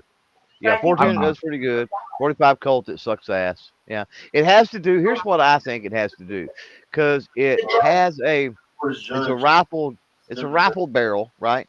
Right. So, but it's got a choke. It's got chokes in the end of it. And if you think about it for a minute, that fucks up the crown, right? Yeah. So, like, how is it going to be accurate with a? You'd have to trim that back. Like, and so with 45 Colt, it's not even like at 50-yard hunting distance, which is about what she does. Because I mean, she's basically hunting a feed pen. But I mean, you can't even trust a 45 Colt at that distance. But I mean, 410 lights out. Yeah. Yeah, I was wondering if that choke pinning, like the airflow pinning, would really cause an issue with the 45 round coming out. I know it's a small grip, but I remember now what it was that I wanted to talk about earlier. Attack. That is in Tennessee, we've passed a law that all schools have to teach firearms education to every student. That is great. Starting in kindergarten and ending as a senior in high school, every year you have to have firearms education, and you cannot opt out of it. Parents cannot opt out of it. Yeah. What can parents opt out of? Are there other things parents can't opt out of? Parents can opt out of. Yeah, like the sex education, parents can like sign up. Well, I guess some states are different. There are some classes that you can say, well, I don't want my kid to be a part No. of. I know that. I just so you're saying there are other classes that they cannot opt out of, though, correct? Yeah, there's your basic. Like for firearms, is that like is it like a class, or is it kind of like a yearly like assembly type? It has to be. I think right now they're still kind of defining it. I'm sure it'll be revised a couple of times, but right now it's up. It's largely there's a core that has to be covered, but it can be it's like an 8-page thing, so it can be video, So you can have a video that everyone has to watch. It can be a live demonstration, but it depends on the grade. So in kindergarten, it's probably just going to be a video. Yeah. And maybe they'll have somebody come out. The guy whoever plays the video will show them, hey, this is a gun, don't touch it. In first grade, second grade, and it just keeps going every year. They have the opportunity to add to it, up to and including range visits. Nice. That's covered. So, do you know anything about the legislative process? Was Kids Safe Foundation involved in it at all? I don't. I didn't even know it was up for a vote. It just literally was like the other day. It's like, bam, there it is. I may make a call tomorrow and see if they were. Yeah, it's Monday. I was doing but Monday. you can't. That's every school in the state of Tennessee, and parents cannot opt their kids out of it. They can't say, "Oh, I don't want little Johnny learning." When you say parents lessons, they shouldn't just be all about like. They need to have more of these life lessons that the people are actually going to carry through out their entire lives. They need to learn about this stuff. If they're going to be held from 5 to 18 years old, 8 hours a day, it should be taught.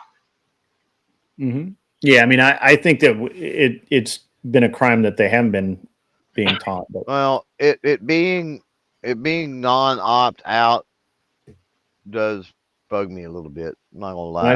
Why does it bug you? Dude, come on. We've had tons and tons of conversations like liberty and freedom and shit, right? Like, I don't know that I like the. Well, if you have to go to public school, you can't. I mean, you don't have to go to public school, but you can't not go to school. I know. I get it. I said I'm uncomfortable with it. I didn't say the problem is that I didn't even say that. I said it makes me a little uncomfortable, I think is what I said. But yeah, I didn't say I was against it. It's just like, I don't know, that worries me a little bit. But yeah, it's that's all. It's just you can't opt your kids out of the class. You can't just say, I just don't want little Johnny to learn about firearms. Right. Yeah.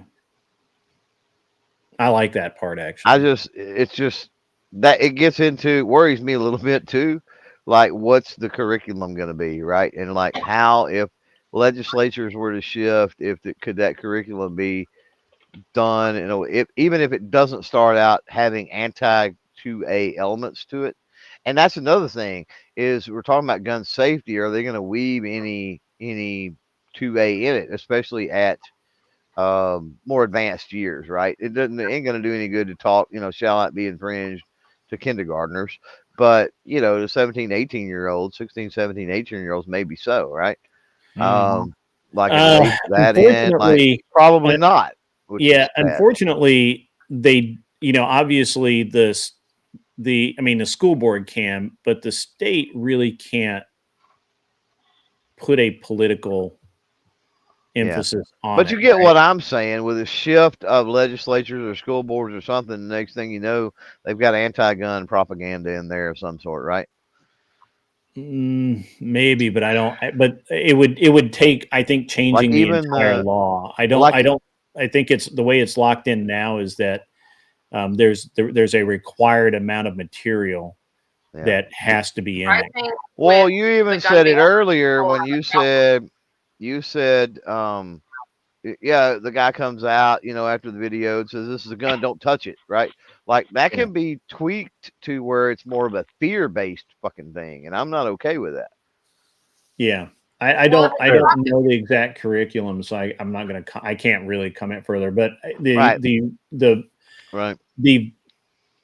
thing that I saw about it in the news was they were specifically showing that a video could be used and it has to meet certain requirements. It has to show how the gun works. It has to show how it's safely secured. It has, don't point it at anybody, and just basically the so-called 4 rules. That sounds a lot like Kids Safe Foundation. So they might have followed the same example. They may have. He's done a lot of work in a lot of different states. It's going to take time to actually see if it's actually going to stick into some kids' heads. It's just. Yeah. I mean, it's every year, so Yeah. So time will tell. We'll see in the future. Well, in Tennessee, I don't think it would I don't know that it's going to make a whole lot of difference in fucking Probably Tennessee, not. right? Let's be honest. Well, okay, so Yeah, Tennessee, well, well, I think this is aimed. other states will follow. Who knows if other states are going to No, follow? yeah. It's setting those dominoes up to fall without a doubt, like for sure. Well, I think this is aimed at Memphis, Nashville, and Knoxville, right? Yeah. Those, you know, they metropolitan areas, yeah. The metropolitan areas where they're, you know, they literally do put the fear of people in over guns, you know, and they kind of indoctrinate these kids, and the thing is that the teachers really can't. It looks to me like I need to go see what the exact I need to see what the exact wording is as far as what the actual what the required elements are, and but my recollection, because I guess I should have paid more attention. My youngest grandbaby had come home the other day, and you know, they did fire safety, and the fire department was fucking there, stop, drop, and roll and shit. So, like, why not have power? I mean, that just makes sense. Yeah. I mean, yeah, that the hazard, what is it? Their hurricane drills, tornado drills, things like that are mandatory too. They don't give you any choice in that. You just you have to do it no matter what. Like I get like my kids are in school right now. I just get a text message of like, hey, we did this today. Like it was a you know, it was a drill, but yeah. Yeah, it's they don't tell you that they're going to do it. You just get a text at the end of the day, like we did a drill. I hear it from my kids before I hear it from the school. So I'm interested to see now, but it's really pretty much to, I think, work in the more metropolitan areas where these kids are not being exposed to guns and could, except for in a negative way. Yeah, in a negative way. Yeah. So, and the TWRA is involved. I believe it's being overseen by the TWRA and another agency. So it's not the Department of Education directly. So the Department of Education can't influence it either. I'm sure they can say, well, you know, you only have half an hour to do it or something like that. But it's the TWRA. I wonder if it's like emergency management services or something. Could be. It's another. I'll look into it, but I remember TWRA is a big. They're one of the big overseers of it. I would almost trust EMS to handle it better, just because. I mean, they already have a lot of dealings with what's going on. TWRA does the hunter education programs, so I think that's their involvement. Is they're developing their curriculum. It's like, who's going to teach those classes? Who's it going to be? Well, in theory, the teachers just, you know, teach it to the best of their ability. They can interpret their opinion as well. They can twist it in their type of way. Yeah. Well, that's true of any subject in school. Yep. Yeah, I know. Yeah. But like, see, that's where I would kind of get rubbed the wrong way about being taught guns in school if it's just taught by any teacher.